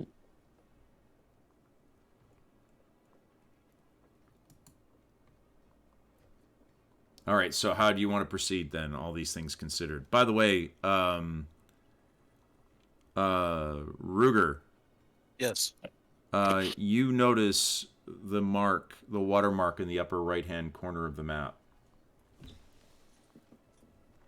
This is a piece of heraldry that you often found on your brother's belongings. Hmm. It's the Lord's Alliance? Mm-mm. Oh. Nope. It looks like Neverwinter to me. It is Neverwinter, but there's a group that specifically would often have that, but you'll find out perhaps more about what that means later. Okay. It's a little tickling at the back of your mind. Okay.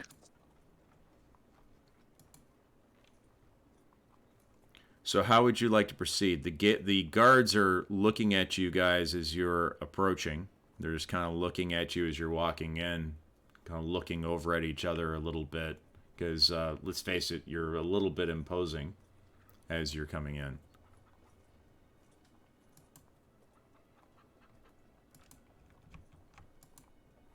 I asked the guards where I'd find the headquarters to the Order of the Gauntlet these days. So,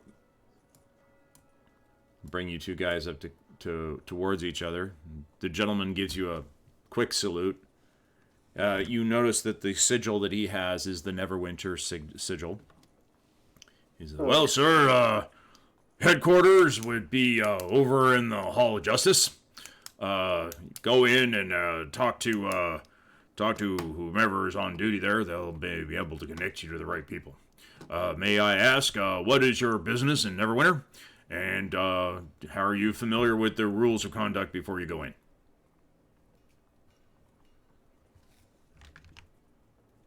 Well, my business is to return to my order and report what we know to Commander Dragon. We are adventurers coming back from fighting the war in the south around Fanlin. The war against the dragon cultists. So we need to inform the city of what's going on, our superiors.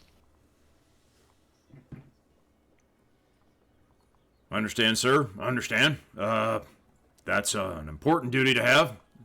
Important. So I do recommend you go in the morning. Will only be skeleton crew on at night, obviously. So if you've got to report in anyone, chances are they will not be in until the morning time. Now, if you don't mind, we do have other rules we need to follow here. I'd like to cover them with you if you don't mind. First and foremost, clears his throat. Clearly gets ready to give a practice speech he's had to give him a bunch of other times. Welcome, Neverwinter. We are a city that is growing, and we are a city of law and order. But before you come in, do bear in mind that pulling out your weapon without provocation, provocation being a moment of life-threatening danger, is punishable by a fine. Anyone found stealing, anyone found initiating violence, anyone found threatening anyone in the city will have to answer to the Lord's Alliance, and punishments can include up to being hanged by the neck until dead. Now, if you go into a public venue, we do ask that you keep a peace braid on your weapon. If you are a spellcaster, please do not make any sudden or drastic movements with your hands. If you are a priest, or if you are currently in touch with a deity, we do ask that you do not go and channel in any holy energy without due cause. Now, do you understand these rules before you come in and understand the code of conduct that we have here in Neverwinter? We do.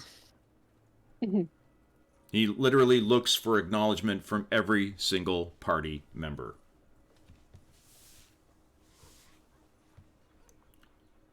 And when he sees Cauldron,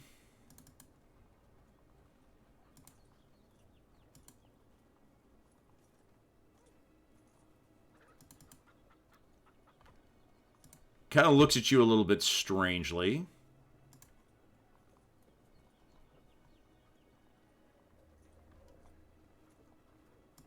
And let's see what he gets here. All right. He rolls a 6. For a moment, he kind of looks at you quickly for a second and goes, looks you up and down and goes, sorry, ma'am. That would have been an intelligence investigation check, I believe. But anyways. Was it an intelligence investigation check? I thought it was. I'm pretty sure. I read it wrong. I must have looked at the wrong one. I thought it was wisdom. But, all right. Or perception, something, I don't know. Yeah, let me check. You may be right. Oh, investigation, you're right. Intelligence. Sorry.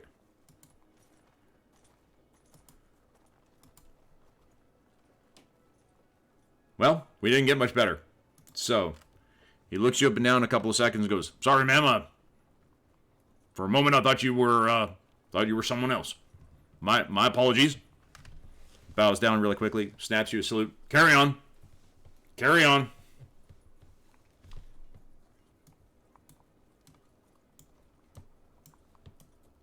Okay. So you guys are going to try and get over to the which tavern are you going to try and get to? Like the Winged Wyvern on the way. All right. Okay.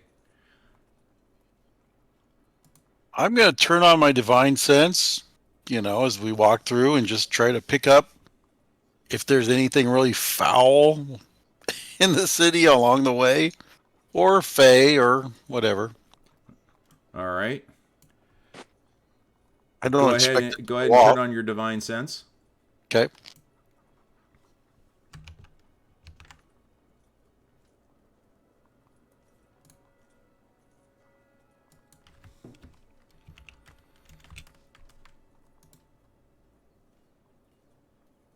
All right. Now, this only has a 60-foot radius on you, and in the immediate area that you're in, you don't detect anything. But now, this is going to last for one round, so by the end of it, you don't pick up on there being anything undead, fey, or celestial, or anything like that, demonic in your immediate area. However, you do pick up a lot of residual sensation, and it's clearly demonic. But as you start getting ready to react to it, you realize that it is probably extremely old.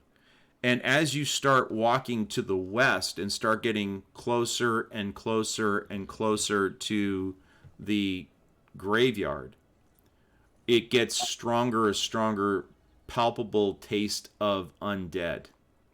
Ah. So I, tell my group of companions, I don't think the graveyard is near as dead as they think it is. So now, Cauldron, you grew up on these streets. You know that there's a reason why they call it Never Death.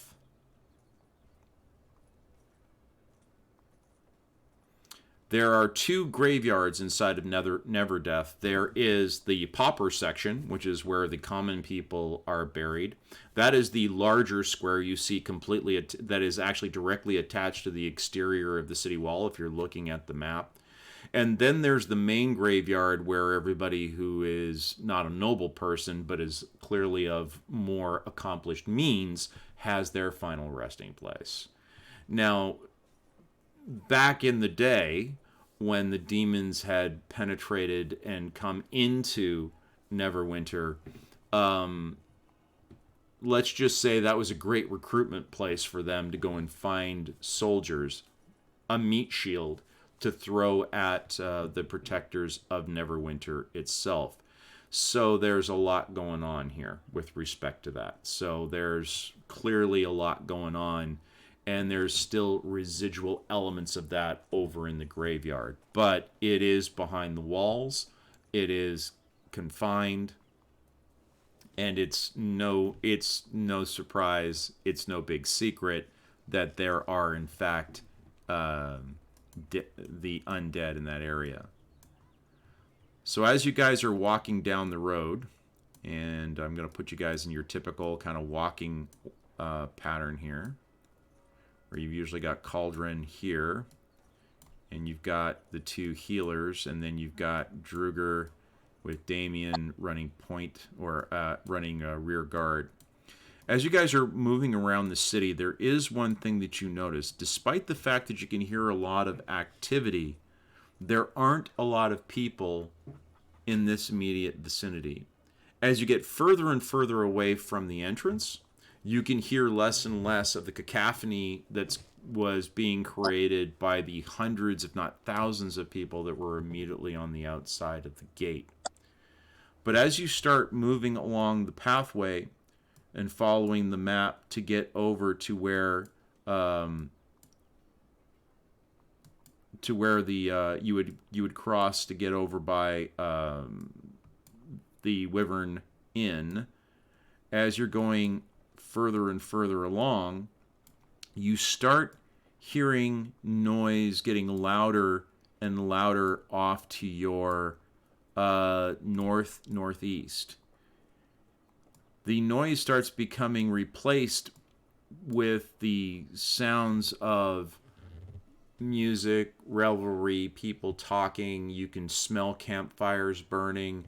You can smell cooking meats, other smells, burning incense, burning tobacco, burning trash.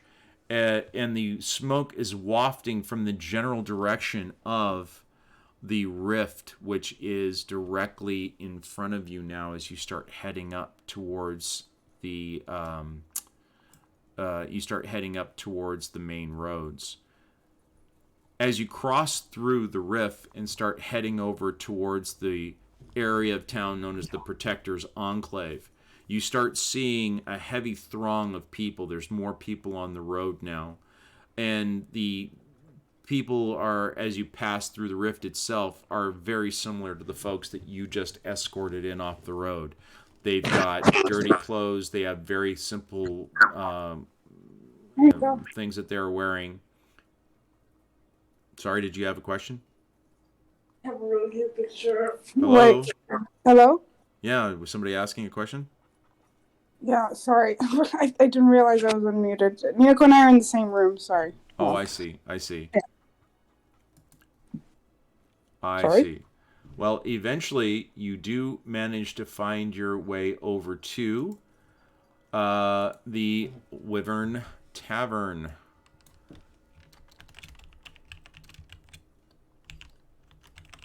All right. So I will bring you guys into the Winged Wyvern.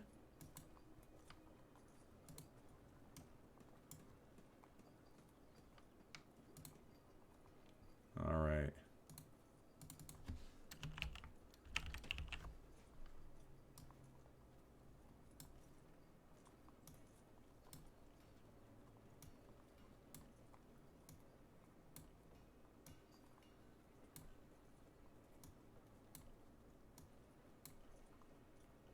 Alrighty. As you get closer and closer, you see a two-story structure in front of you. There are still lights inside. There's still a relatively, high amount of activity coming from the insides. It's clear that there are people on the inside, but it is late, so a number of folks have started to kind of, I guess, call it a night, and there's not as many people that were in there now that may have been in there earlier on in the evening, but that's quite all right. As you start to walk in through the swinging doors, you're immediately greeted with the smells of cooking meats, and you can hear the soft music of a bar being played, of a bard playing in the background. All right, so here we go.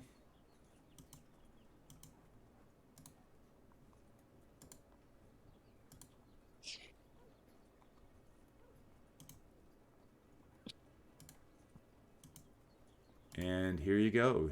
And you're coming in.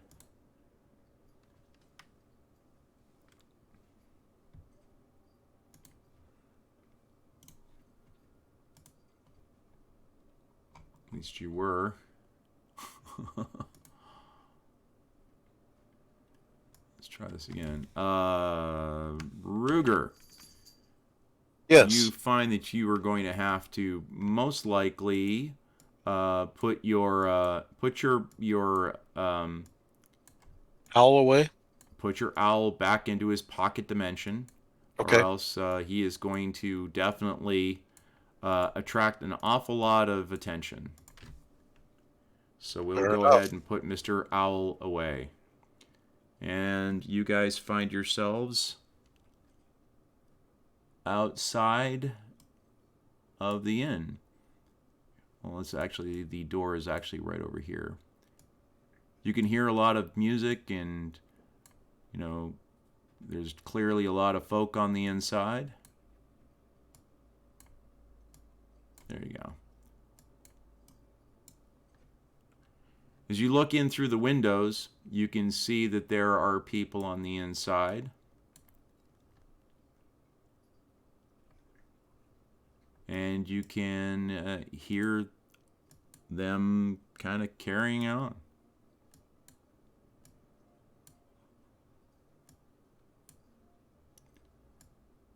All right, let's bring you guys in through the opening. Tried to bring you guys in through the wall, and that didn't work. Let's try this.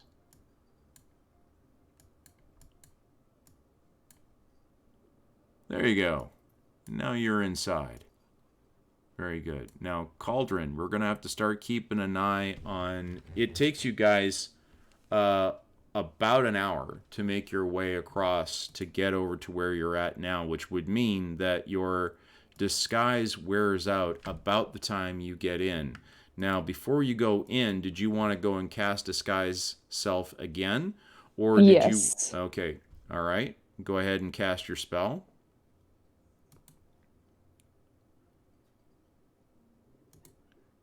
And we will put a glow on you. All right. So you are now... you have cast Disguise Self. Let's get you into the middle of the room here. Now, very strange location. You see that there are folks around at several of these different tables. You see at the booths on the other side of the room, there's people drinking, conversing. Some of them are very close together, talking in whispered tones. A few people over by the fireplace seem to be sitting by themselves, smoking on their pipes. But most of the folks are just not alone. They've got folk with them. At the bar itself are two folks that are frantically trying to wipe down mugs, re-tap a new keg, and just seem to be the folks that are running the place. But there's an opening in the middle of the floor. And from that opening is a strange, cold air. But it's not just an air. It feels like a cold, emanating energy coming from the opening in the floor.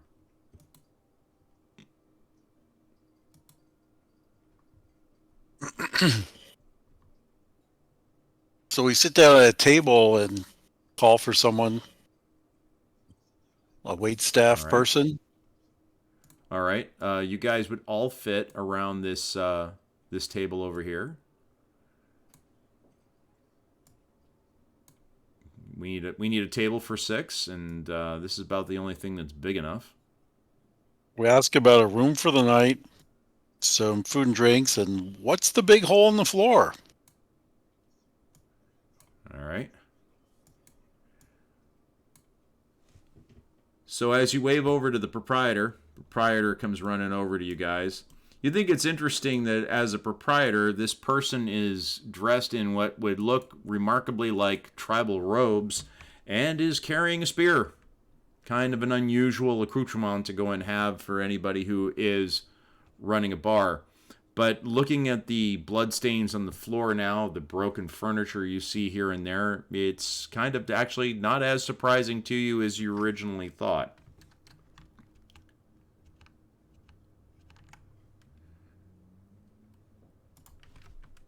When you ask about the hole in the floor, the person says, well, everybody's got to have floor show. Just can't have them coming in for the drinks, you know. We got to compete with something like the Fallen Tower on the other side of town. You know, there's a nightly show there. They have those spirits falling through the floor. We don't have anything like that. So what we do is we let people get drunk, go up onto the bridge, and then they can arm wrestle to see if they can throw the other one down into the well. Now, of course, we fish them out. But not until the little critters down there at the bottom bite them a few times and we hear them screaming. You know what I'm saying? It just adds to the entertainment. It just adds to the entertainment. You know what I'm saying? I'm sorry, but so what can I get you guys?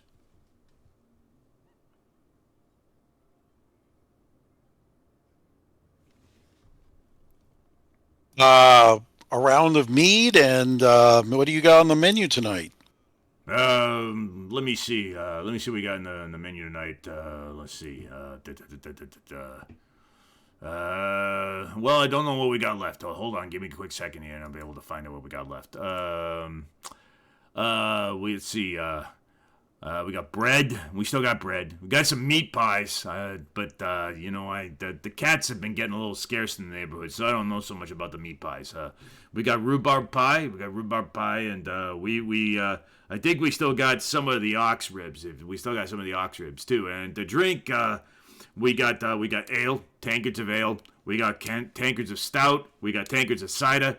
And we got our special brew, if you know what I'm saying. It's good stuff. If you want the special brew, really, really good stuff. I can personally vouch for that.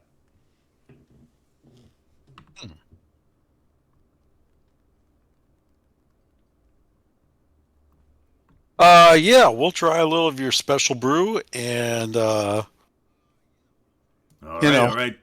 One for everyone here, everybody here, because I see we got someone over here. She looks like she. You and her, you're carrying kind of the holy stuff on there, and I don't want to push anything on people. I don't want to get in trouble with no deities, you know what I'm saying? So let me know. Are we allowed to give this to you? It's not gonna I don't want to, no thunderbolts coming down in the middle of the night. You know what I'm saying? It's bad for business. we will keep control of the thunder tonight, and bring us around. We'll all have some of the food options, maybe the pie. And if you've got a room for the night, we'd like to rent a room. Do you have a room big enough for all of us, or do we need two? You're probably gonna need 2 rooms. Even if you guys get cozy, there's only so much room in the floor, and unless you want to be sleeping on top of one another, which I don't judge. But I'm just telling you, it's not the most comfortable thing in the world. But you're probably gonna need 2 rooms. So tell you what, I'm gonna go check to see if they finish cleaning up the room from the last guy that was on over in the other one, and see if I can give you that room. And in the meantime, we're going to bring over some food for you guys, okay? Sound good? Everybody happy? So, but by the way, there'll be 2 silver pieces for the ale, please. I'll give him 2 silver. I'll take it out of my inventory. Perfect. So he runs off behind the bar. I have no idea why it's rolling for hit points, but fine. The meat is that strong, huh? Yeah, exactly. He comes back and lets you know that there are in fact 2 rooms available up on the 2nd floor. And just checking the prices, I believe it's 2 silver pieces per night for the guild for the room. Let me just double check.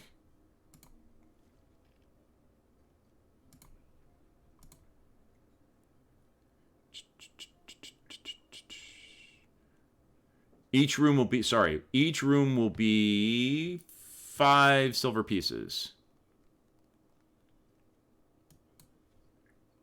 5 silver pieces for each one of the rooms. All right, so that's going to be 10 silver pieces, so 10 silver pieces to get the room. He brings over the stew. He brings over the ribs. He brings over a meat pie and a rhubarb pie, and he brings over a round of the special ale for everybody. Ruger. Yes. I need you to roll a Constitution saving throw for me after you take your first sip of ale. Could be a good night. It could be indeed. Just remember, you're the one that normally casts restoration on the drunks, so you definitely want to make yours. Ooh. Okay. The ale is really good. Like, really good. So you end up ordering another one.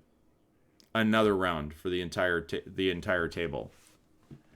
And because of that, you need to give yourself 1 exhaustion point, please. Okay. It's been a long death save. That's right. That could be the morning.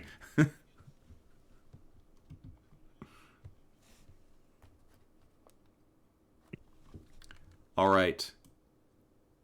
So, as you guys are enjoying your dinner and you are getting reasonably inebriated, you suddenly see that two gentlemen have decided to partake in the more fun little festivity that they do up on the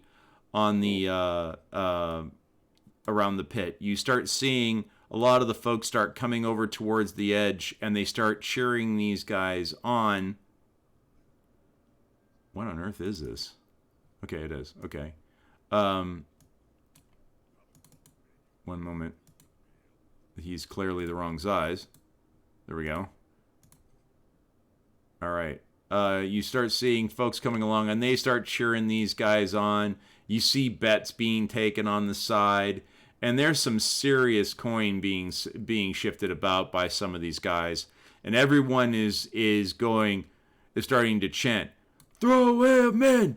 Throw him in! Throw him in!"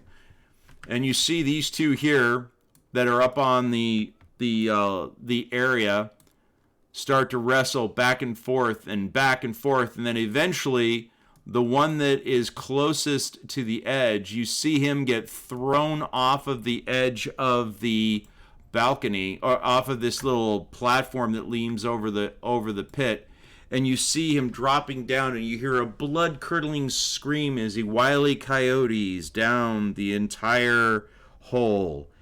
And it seems like this fall into that they were kind of making it sound like it was dangerous but not so dangerous, seems to take forever. And then eventually the person hits at the bottom. And when he hits at the bottom, you hear all the cheering that was going on, and the guy that was standing at the top, who was doing one of these, he suddenly looks over the edge, and everyone goes quiet as you hear a deep, deep, deep growl.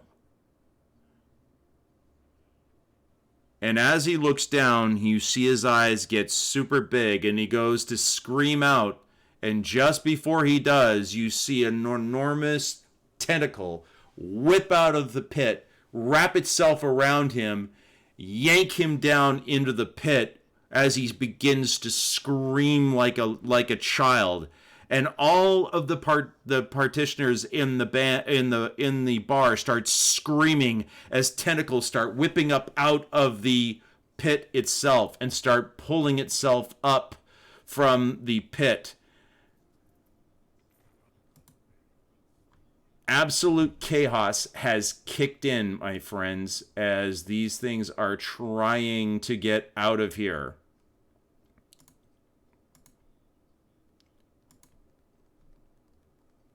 And because I need to pull it out. Where did it go? Where did it go?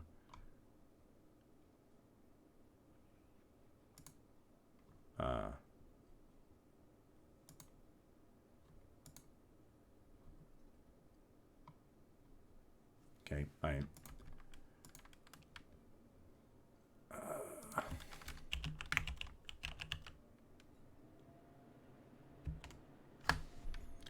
okay.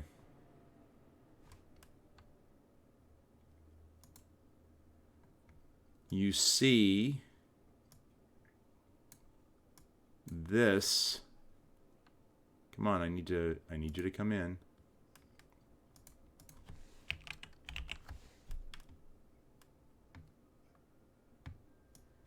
You see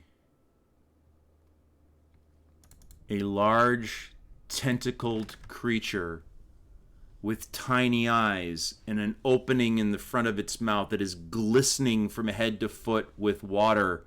And as it begins to scream, it's grabbing creatures and pulling it towards its mouth. It takes one of them off the side, bites down and bites the commoner in half, taking him off directly at the rib cage. And as it begins to pull itself up from the depths,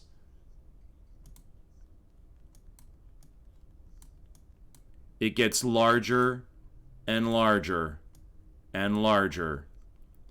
And as it flops down on the table and crushes the wood in front of you,